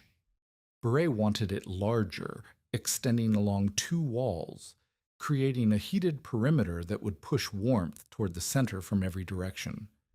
Tolef said the room was too small, that more mass in a space this size would eat all the fire's energy-charging stone and leave nothing to warm the air directly. "You are thinking like a mason," Tolef said. His tone was sharper than usual. "More stone, more heat, but the room needs air too. A person cannot sleep against stone all night. The dry heat cracks lips, dries the throat, pulls moisture from the skin. The mass supports the room. It does not replace it. The mass is the only reason we survived the storm. The mass and the room together are the reason. One without the other fails. If I stacked 10,000 pounds of granite in an open field and heated it until it glowed, you could warm your hands beside it, but you could not live there. The room traps what the stone releases. The stone extends what the fire begins. Do not love the stone so much that you forget the room around it." It was the only real argument they had, and it lasted an afternoon, conducted not in raised voices, but in the measured tones of 2 people who respected each other enough to disagree without concession. Beret built the bench smaller, along 1 wall only, and Tolef helped her set it and pack the pipe connections. He was right. She would not have admitted it that day, but she knew it by the 3rd night, when the bench-warmed platform was comfortable without being suffocating, and the room still had air that felt like air, not like the inside of a kiln. The last thing Tolef did before leaving was make Beret teach him.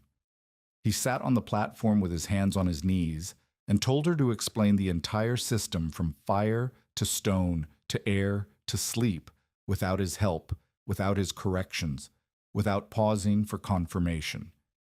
As if she were teaching a stranger who had never seen a millstone or felt warm granite. She did it. She started with the stove and the fire load, and moved through the draft mechanics, and the pipe routing, and the baffle function, and the clay seals, and the stone mass ratios, and the room dimensions, and the wall tightness, and the air balance, and the bench versus tower distinction, and the sleeping position, and the charging rhythm, and the banking method, and the morning palm check. She spoke for 15 minutes without stopping, and when she finished, Tolef nodded once. "Now you do not need me," he said. He left the next morning. The cough was worse. He moved more slowly, loading the tools, and when he climbed onto the wagon seat, his arms shook with a tremor that was not cold. Beret asked him to stay. He said he had work in Flandre, which they both knew was not true, and he said the mules needed road time, which was closer to true, and he said she had a tower and a room and a child, and she did not need a 62-year-old millwright taking up her floor space. Beret watched him go. The wagon moved down the road at the mule's pace, unhurried, indifferent to the cold, carrying a man and a set of tools and a knowledge that belonged to a world that was already ending. She watched until the wagon was a line on the flat where the road bent south and the grass closed behind it. She did not see Tolef Nesheim again. Word came in March, through a freight driver passing from Flandre, that an old Norwegian millwright had died in a boarding house on Front Street. The cause was lung sickness, consumption, or pneumonia. The driver was not certain which, and it did not matter which. The man had been alone. He had left behind a wagon, 2 mules, and a set of stone dressing tools that nobody in Flandre knew how to use. Beret received this news standing beside the woodpile with the hatchet in her hand. She did not sit down. She did not cry. She finished splitting the round she had started, set the hatchet in the block, and walked inside. She put her hand on the tower, on the Millstone, at the place where Tolef had tested the spiral baffle by pressing his ear to the granite and listening to the draft sing through the curve. The stone was warm. It was always warm. It held what it was given and gave it back when asked. And it did this without memory or grief, or the weight of knowing that the hands which dressed 100 millstones and taught one woman to see them differently would never touch another. But Beret knew, and the warmth under her hand felt different that afternoon, not less, not more, but changed, as if the stone were holding something she had not asked it to hold and could not ask it to release. The secondary crisis came in late February, before Tolef's death had reached her, while the cold still held the prairie in its fist. A family named Kavame, husband, wife, 3 children under 8, lived on a claim 4 miles southwest in a sod house that had been adequate for 3 winters and was failing in the 4th. The roof beams had shifted under snow weight, opening a gap along the ridgeline that let cold pour in like water through a cracked hull.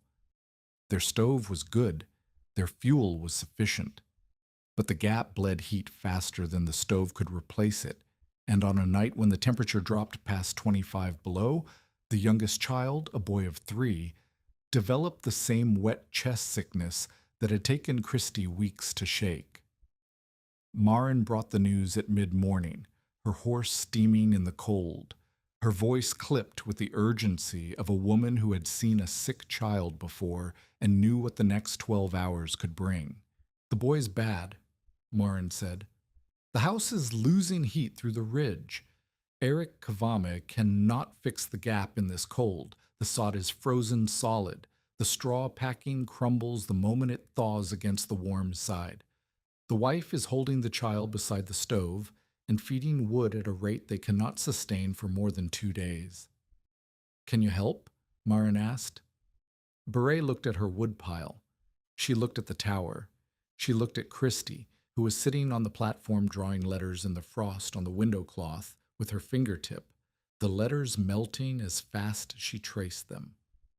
"I cannot move the tower," Beret said, "but I can build something smaller." She loaded the wagon with field stone from the creek bank, dense, dark pieces, each about 30 to 50 pounds, chosen by weight and grain the way Tolef had taught her to choose. She loaded creek clay in a bucket, iron scraps from the mill ruin, and a section of spare stovepipe she had salvaged in November and kept under the platform in case the main flue needed patching. She hitched the mules, stabled at the Iverson place since Tolef left, and drove 4 miles into the cold with her hands wrapped in rags and the skin along her thumbs cracked and bleeding from 2 months of winter labor. The Kavama house was worse than Marin had described. The ridge gap ran nearly 4 feet along the roof line, and the packing of straw and frozen mud had cracked apart and fallen inward, leaving an opening wide enough to slide a hand through. The interior temperature was barely above outside. The stove was burning at full capacity, the iron top glowing orange, eating wood at a rate that would exhaust their remaining supply in 48 hours. And the heat was rising straight to the ceiling, straight through the gap, and vanishing into the Dakota sky like smoke through a chimney that had no walls. The wife, Astrid Kavami, sat on the dirt floor beside the stove with the sick boy in her lap. The other 2 children were pressed against her back, wearing every piece of clothing the family owned. Eric Kavame stood by the woodpile with his hands open at his sides, the posture of a man who had done everything he knew how to do, and was watching it not be enough. Beret did not try to fix the gap. She did not have the lumber or the height access or the time. Instead, she did what Tolef had taught her to do when the problem was too large to solve directly. She changed the question. The question was not how to seal the roof. The question was how to keep enough heat at the level of the bodies that needed it. She built a thermal bench, 6 field stones, each about 40 pounds, stacked in a double row beside the family's stove. She ran a horizontal section of pipe from the stove's flue along the top of the stones before connecting it back to the vertical chimney pipe. The hot exhaust, instead of rising directly and carrying all its energy to the broken ceiling, now passed across 6 stones before exiting. The stones absorbed the heat the way the millstones absorbed it, slowly, deeply, holding what the fire gave. It took her 4 hours. She mixed clay and ash by hand and packed the pipe connections, pressing the seal into every joint with her thumbs, the way Tolef had pressed his, checking for leaks by feel and smell rather than sight. She tested the draft with a lit shaving. The flame pulled inward. The system breathed. When the stove had been burning for an hour through the new path, the stones warmed, and warmth spread at knee and waist height into the lower room where the family huddled.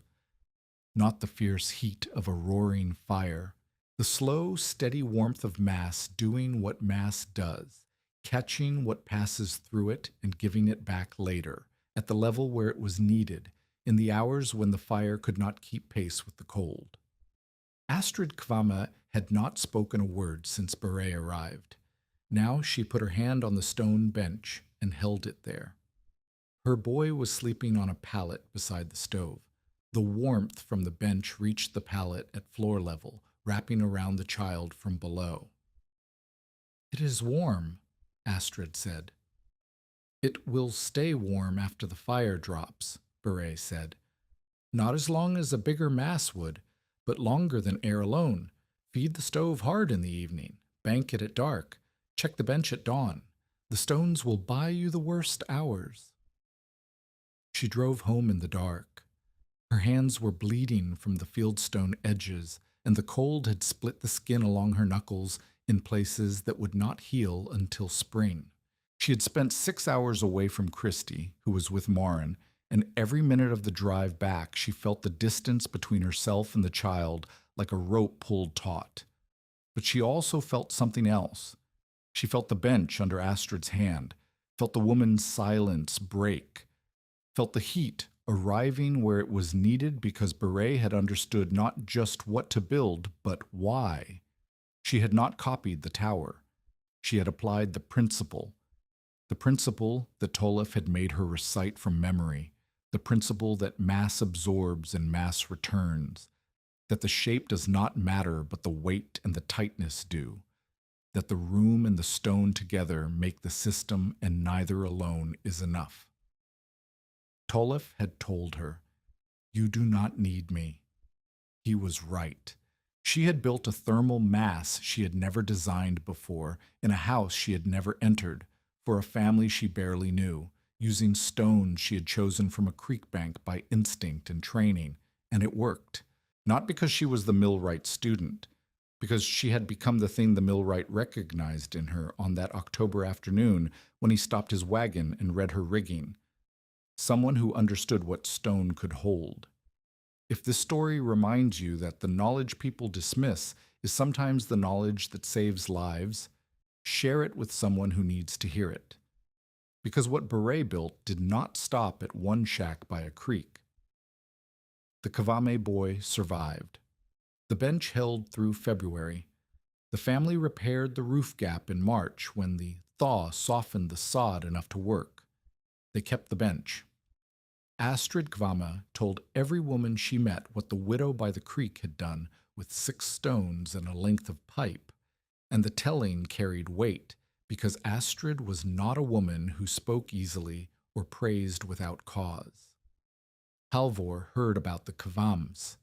He heard about it the way he heard about everything, and this time what he heard made him quieter instead of louder.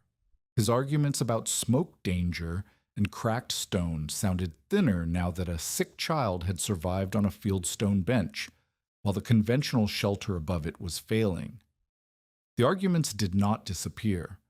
Arguments built on plausible concern never fully disappear, but they lost their edge, and the people repeating them began to sound less like worried neighbors and more like men who were carrying someone else's grievance. Halvor did not visit Beret. He did not retract. He went quiet, and quiet in Halvor Brekke was more dangerous than noise, because quiet meant he was thinking, and Halvor thought only when his position required a new strategy. Beret did not worry about Halvor. She had a tower, and a child, and a community that was beginning to listen, and a set of millwright's tools in the wagon that she did not yet know how to use but intended to learn. What she did not yet know was what the coming spring would bring, not just thaw and mud and the return of the grass, but Halvor's next move, which had been taking shape in the quiet the way ice takes shape on still water, invisible until it is thick enough to bear weight, and then suddenly everywhere. Spring came the way it always comes to the Dakota prairie, not as a single morning, but as a slow argument between the cold and the ground, fought over weeks, won in inches. The creek broke free in late March, running high and brown with snowmelt, carrying debris from upstream claims, and depositing it along the banks in tangled lines of sticks and sod, and the occasional fence post torn from someone's failed pasture. The frost retreated from the surface in stages, leaving mud that sucked at boots and turned the road into a trench. The grass came back in patches, brown first, then pale green at the roots, then true green pushing upward as the soil warmed. Beret's shack survived the thaw, which was its own kind of test. The foundation drained well because the mill builders had graded the site decades earlier, and the creek, though high, stayed in its channel. The tar paper peeled in 2 places where the winter wind had worked it loose, and the chinking softened and fell from the worst gaps. But the frame held. The tower stood dry, and the stovepipe, when she pulled it for cleaning, showed only ordinary creosote. No cracks in the clay seals, no warping in the sections that passed through the eyes of the stones. She cleaned the pipe, repacked the seals, patched the tar paper, and rechinked every gap she could reach. Then she stood outside and looked at the shack the way a stranger would look at it, and she saw what the stranger would see: a small, ugly building with no paint and no proper windows, and no sign that anything remarkable had happened inside it. But the strangers kept coming. By April, Beret had walked 7 different claims to advise on thermal mass placement. She did not charge for this. She did not think of it as a service. She thought of it as answering questions, which was what she had been doing since Marin's first visit in January, except that now the questions came from men as well as women, and the questions were specific, and the people asking them arrived with stone already loaded on their wagons. The teaching followed a pattern that Beret developed without planning it, a pattern that owed everything to Tolef, who had taught her by hands and presence rather than by lecture. She would walk the shelter, sod house, frame cabin, half dugout, whatever it was, and she would look at the stove, the pipe, the ceiling height, the wall tightness, and the available space. Then she would ask 3 questions. How cold does this room get by dawn after the fire drops? How much wood do you burn between sundown and sunrise? Where do the children sleep? The answers told her everything. The first question measured the shelter's heat loss rate. The second measured the cost of compensating for that loss with fire alone. The third told her where the mass needed to go, because the mass existed to protect the most vulnerable bodies in the room during the hours when the fire was weakest, and those bodies were always the children, always nearest the floor, always farthest from the stove. She would pace the room, finding the spot closest to the stove's flue path and nearest to where the children slept. She would crouch and study the floor, the wall, the available stone, the pipe angle, and she would mark the spot, sometimes with a scratch in the dirt, sometimes with a stone set on end. Here, she would say. Stack your stone here. Run the pipe through it or beside it. Pack the joints tight with clay and ash. Make the room as small as you can stand to live in, and do not try to heat the whole house. Heat the room that holds the people who cannot feed the fire themselves. At a claim east of Canton, she showed a German family how to split their single large room into 2 with a blanket partition and concentrate their stone mass in the smaller sleeping half. The husband argued that dividing the room was foolish. More space meant more comfort. Beret asked him how comfortable his children were at 4 in the morning when the fire was coals, and the room was the same temperature as the air outside. He stopped arguing. He hung the blanket. At a sod house on the Vermilion Road, she found a family who had stacked fieldstone against the stove wall but left gaps between the stones wide enough to push a finger through. The mass was there, but the density was not. Air circulated through the gaps and carried heat away before the stone could absorb it. Beret showed the wife how to pack every joint with clay, pressing it deep with her thumbs the way she had learned from Tolef, sealing the mass into a single thermal body instead of a loose pile. The difference showed the first night. The wife sent word through Marin that the stones were warm at dawn for the first time. Sure Espeland built the first full fieldstone column outside of Beret's own claim, a double-wide stack of creek stone, 800 pounds, with a horizontal flue path running through its lower half. It was cruder than the tower. The stones were irregular, the joints wider, the clay packing rougher. But it worked. Espeland's wife, Ragna, reported that the overnight temperature in their sleeping room held steady enough that the children no longer woke crying from cold at 3 in the morning. Espeland himself, who had fed the stove 3 times a night for 3 winters, slept through the night for the first time since homesteading, and told Beret it was worth more to him than the extra pasture he had broken that spring. 2 more families built thermal benches before summer. A sod house family south of Canton built a low stone platform directly against their stove's back wall, using the masonry as a heat sink that absorbed the stove's radiation and released it at floor level. A frame cabin family near the Skunk Creek Ford stacked a short column of fieldstone around their stovepipe, where it passed through the interior, creating a warm pillar that served the same function as Beret's tower at a fraction of the mass. Each one was different. Each one was adapted to the room, the stove, the family, the stone available. And that was the point Beret came to understand about her own teaching. She was not spreading a design. She was spreading a way of thinking about heat, that it could be stored as well as burned, held as well as spent, banked in stone the way money is banked in a strong box, available when needed rather than gone the moment the flame dies. Halvor made his move in May. He came not to Beret's claim but to the land office in Canton, where he filed a complaint alleging that Beret's improvements to the mill parcel were insufficient to maintain the claim under the terms of the original transfer. The argument was narrow and legal. The deed required habitable improvement, and a 10 by 12 shack with tar paper walls and no proper foundation. The mill's stone base, Halvor argued, was not a foundation but a ruin, did not constitute habitable improvement under territorial standards. It was a clever move.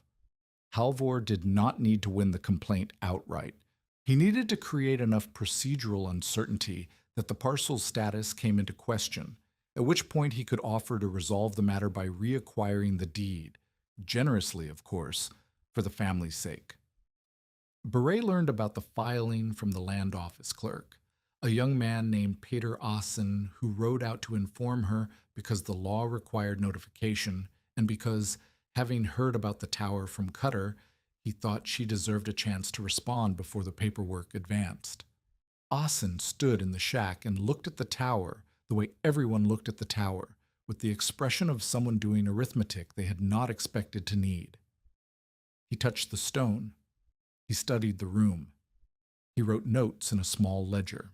The complaint alleges insufficient habitable improvement, Assen said.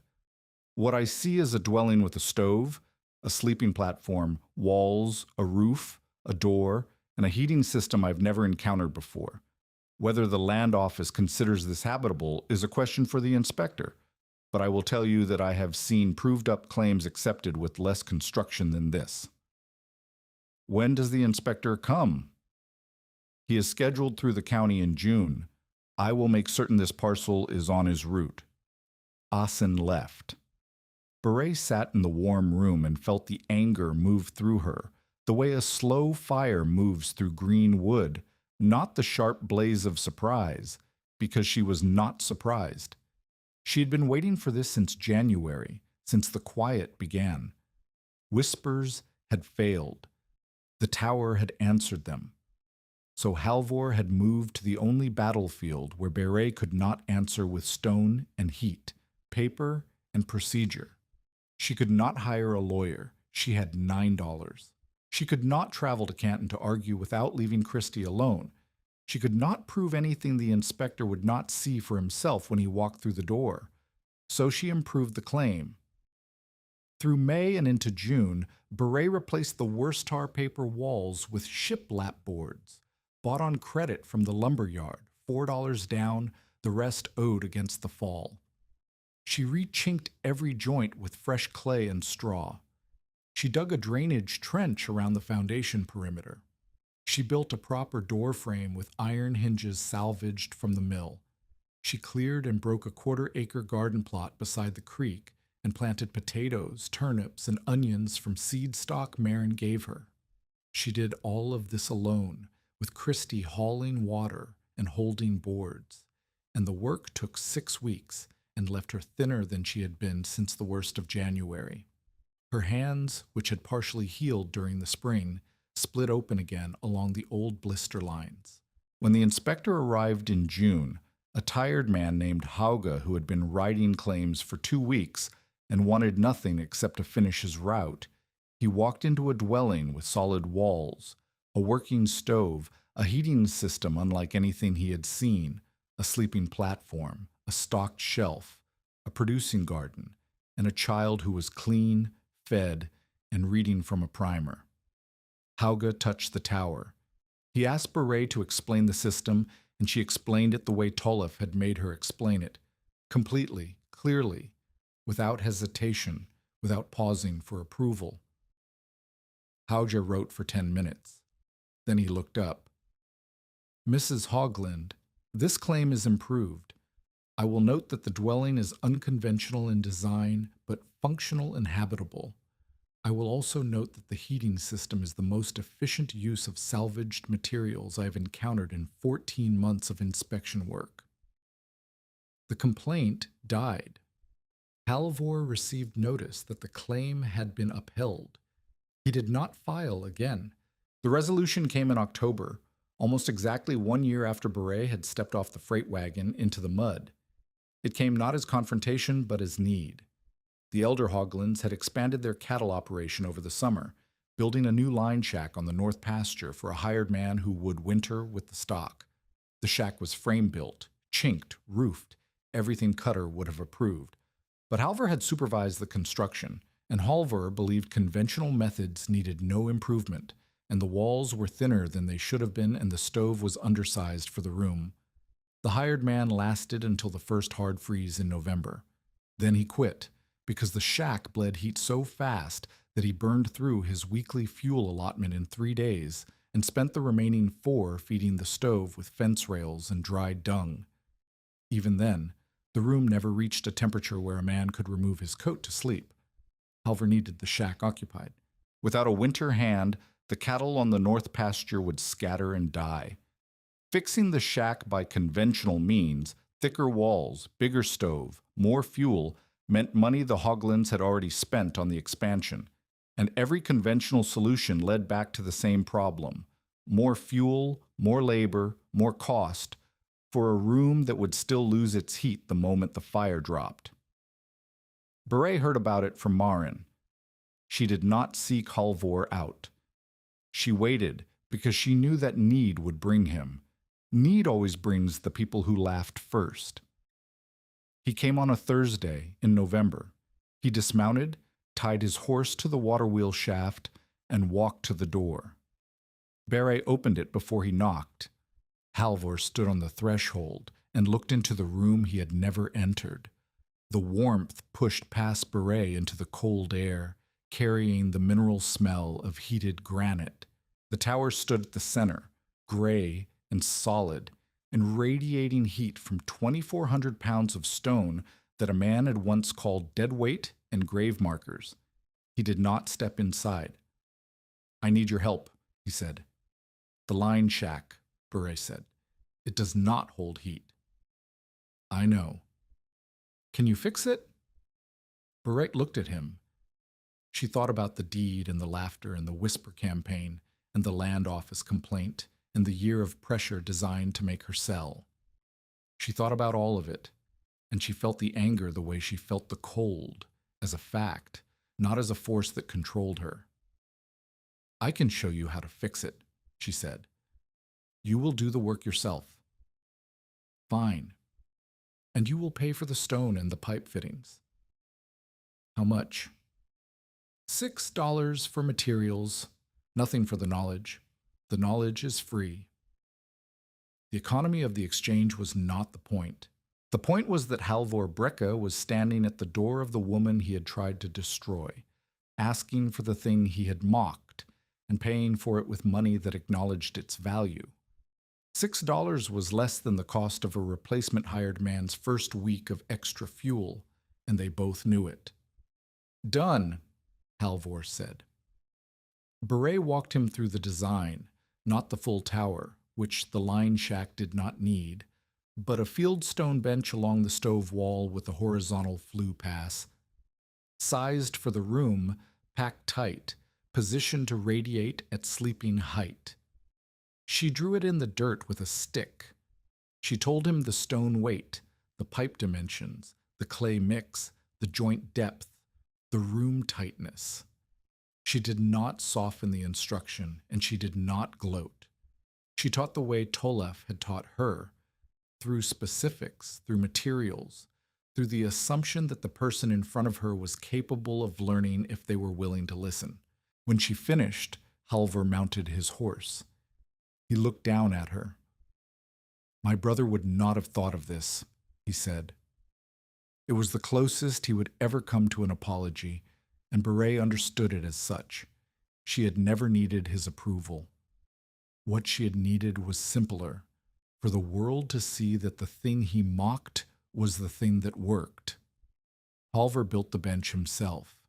He hauled field stone from the same creek where Beret had hauled hers, and he stacked it beside the line shack's stove, and he ran the pipe the way she had drawn it in the dirt, and he packed the joints with clay and ash the way she had told him to pack them. It took him 4 days. On the second day, the clay cracked at one joint because he had mixed it too dry, and he had to ride to Beret's claim and ask her what he had done wrong. She told him. He did not thank her. He rode back and fixed the joint and continued. The bench held. The hired man, who returned warily after being promised that the shack had been improved, slept through his first night without waking to feed the stove. He stayed through the winter. The cattle survived. And Halvor Brekka, who had spent a year trying to take back the parcel, and another season trying to destroy the reputation of the woman who held it, never again spoke publicly about the widow by the creek, except to acknowledge when pressed that she knew something about stone that was worth knowing. It was not conversion in the way that Cutter had converted or Marin had converted, with honest admission and open curiosity. It was surrender dressed as silence, and it was enough. The man who would become her partner arrived in the spring of 1889. His name was Arne Tveit. He was a blacksmith from Sioux Falls who had lost his shop lease and was traveling west looking for a town that needed ironwork. He was 34, quiet in the way of men who measure words the way they measure metal, by what the material can bear, not by how much is available. He had hands that understood iron the way berets understood stone, through a decade of daily contact that had turned knowledge into instinct. Marin sent him. She had mentioned the widow with the heating system who needed iron fittings and pipe sections and could not afford Sioux Falls prices. Arne came to look at the pipe work and stayed to look at the tower. He did not touch the stone the way visitors did, with wonder or suspicion. He touched it the way a tradesman examines another tradesman's work, testing the joints, checking the iron-to-stone interface, running his fingers along the clay seals where pipe met granite. He crouched beside the base stone and studied the spiral baffle Tollef had forged from a hinge bracket. He stood and looked at Beret. "Who made this baffle?" he asked. "A millwright named Tollef Nesheim."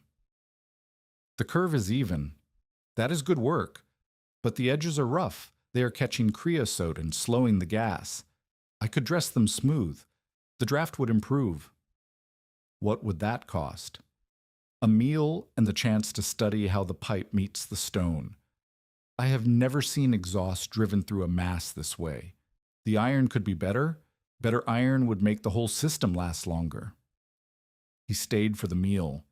He dressed the baffle edges on a portable anvil in the yard while Christie sat on the wall and watched the sparks.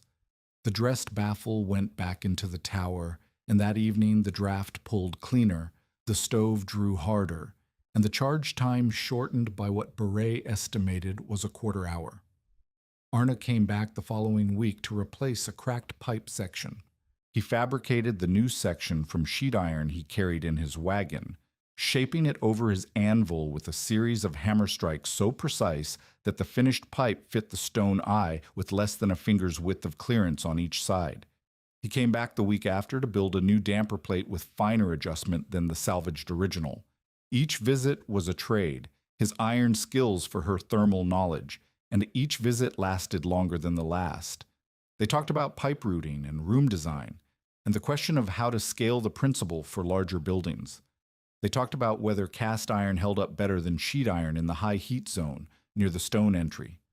They talked about whether a purpose-built baffle, curved from new stock instead of bent from salvage, could double the spiral path and increase heat transfer. The conversation was technical. The feeling underneath it was not, but neither of them named it, because naming it would have changed the terms of the trade, and the trade was working. They married in the fall of 1889, in the shack beside the tower, with Marin and Eric as witnesses, and Christie holding late asters from the creek bank. The ceremony was brief. The minister who performed it was the same one who had once questioned Beret about smoke and sickness. He said nothing about that conversation. Neither did Beret. Some debts are settled by time. not by words. Arna built a forge beside the mill foundation, using the old water wheel shaft as an anvil mount. The sound of hammer on iron became part of the claim's daily rhythm, a ringing that carried across the flat on still mornings and told anyone within earshot that work was being done at the creek. Their first collaboration was the pipe system for a new family on the Vermilion Road, a young couple with twin infants who had arrived in summer and faced their first prairie winter without understanding what that meant. Beret designed the layout, a low field stone bench beside the stove, 16 inches tall, 4 feet long, with a horizontal flue pass and a sleeping platform built over it so the infants slept above warm stone.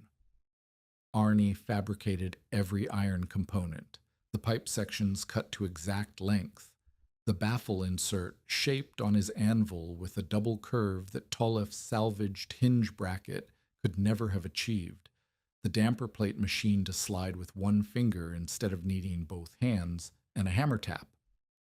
The system was the first one built from new iron rather than salvage, and the difference showed immediately. The draft pulled cleaner, the joints sealed tighter, the charge held longer because the gas path was smoother, and the heat transfer to stone was more complete. When Beret pressed her hand against the bench, the morning after the first firing, the warmth was deeper and more even than anything she had felt outside her own tower. "Better iron makes better stone," she said to Arna that evening. He looked up from the forge, where he was already drawing plans for an improved baffle design. "Better stone gives the iron something worth being better for," he said. It was the closest either of them came to sentiment, and it was enough. Over the following years, they built systems for families across the county and into the neighboring ones. Arna developed a standard kit, pre-cut pipe sections, universal baffle inserts, damper plates in 3 sizes that Beret could install on a claim visit without needing Arna present. She carried the kit in the wagon alongside fieldstone and clay, and she could assess a room, mark the placement, and build a functioning thermal bench in a single day. The work was not romantic. It was physical, repetitive, and hard on the body. Beret's hands never fully healed. The splits along her knuckles reopened every winter and scarred over every spring in a cycle that marked the years the way rings mark a tree. Arna's shoulders began to ache from the forge work before he turned 40, and by 45 the ache had become a grinding that woke him at night. But the work was theirs. It belonged to them the way the tower belonged to Beret, not because anyone had given it to them, but because they had built it from materials that others had overlooked, using knowledge that others had dismissed, in a place that others had written off as worthless. They had 2 more children, a son, Niels, named for a father the boy would never know, and a daughter, Sigrid, named for Arna's mother in Telemark. The shack expanded into a house, a second room, then a third, each built around its own stone mass, each heated by the same principle. Christy grew tall and sharp-eyed and developed her mother's habit of pressing her palm against stone surfaces to test their temperature, a gesture she performed on every building she entered for the rest of her life. In the winter of 1892, Beret estimated for a visiting journalist that 43 families in the county were using some form of thermal mass heating. Some had full stone columns modeled on her tower. Some had benches like the one she had built for the Kavamas. Some had nothing more than a row of fieldstones stacked against the stove wall with a pipe section threaded through. But each one used the same principle: mass absorbs, mass returns, tight space traps what mass releases, and each one burned less wood overnight and kept warmer through the dead hours than they had before. The journalist asked Beret where she had learned the technique. She told him about her father in Hallingdal, the calf in the byre, the stones heated in the bake oven. She told him about Tollef and the sliding beam and the spiral baffle and the argument about mass and room, the argument she had lost, the one that taught her more than the one she won. She told him about the night of the storm, the pipe that seized, the door she opened into white nothing, and the stone that was still warm at dawn. She did not tell him about Holvor. Some things are not for papers. Some things are settled between the people who lived them, and the settlement is the silence that follows. The article ran in March of 1892. Beret never saw it. She did not need to. The knowledge had been moving on its own feet for 4 years already, carried by the people who had tested it with their own hands, validated it with their own cold mornings, and found that the stone was warm when they woke, and the children were breathing easily, and the woodpile had lasted longer than it should have. The years that followed were not dramatic. They were the years that come after the story has been won, years measured not in crises, but in mornings. Beret and Arnie expanded the house twice more. The forge ran 6 days a week in winter, turning out pipe fittings and baffle inserts, and the occasional set of stone dressing tools for families who wanted to shape their own thermal masses. Arne's shoulders gave out in 1904, and their son Niels, 19 years old, broad across the back, with his dead father's name and his mother's habit of testing every surface with his palm, took over the anvil. The tower never cracked. The stones never shifted on the pad. The clay seals needed repacking every 3rd year, and the pipe sections needed replacing every 5 or 6. But the granite itself was unchanged. 3 millstones that had ground wheat in 1 century and held fire in the next, dressed by a trade that had died and repurposed by a woman who saw what nobody else could see in a ruin. Christy married a school teacher from Brookings and moved east, but she came back every winter, and every winter she pressed her hand against the tower the way she had done as a girl of 6, sitting on the sleeping platform, checking for warmth the way a child checks that the ground is still solid beneath her feet. Maren Iverson lived long enough to see her own grandchildren sleeping above fieldstone benches in rooms that held their heat past dawn. Elias Cutter incorporated thermal mass principles into 3 houses he built before he retired, telling his clients that the idea had come from a millwright and a widow, and that both of them understood something about stone that he had been too proud to see. Beret died in the spring of 1918, at 59, in the room she had built around 3 stones in October of 1887. Arno was beside her. The tower was warm. It had been warm every morning for 31 years, and it would be warm the morning after she was gone, because stone does not know the difference between the hand that built the fire and the hand that inherits it. On a night in January of 1888, when the wind came from the northwest and the temperature dropped past 30 below, and a man named Peter Grindheim lost 5 toes, and a child in a sod house south of Canton did not see the dawn, Halvor Brecke told his neighbors that his brother's widow was building herself a grave marker and planned to sleep beside it. He said it with the certainty of a man who knew how the world worked. But in a 10 by 12 room with a gray granite column at its center, a woman pressed her palm against warm stone and felt the fire still inside it. Hours after the last real flame had died, hours into the deepest cold the prairie could send, the tower held, the child lived. And Beret Hogland, who arrived with $38 and a flour sack and a ruin that everyone saw as a grave, understood that she had built the one thing nobody could take from her, the knowledge of what stone can hold when you teach it to remember fire.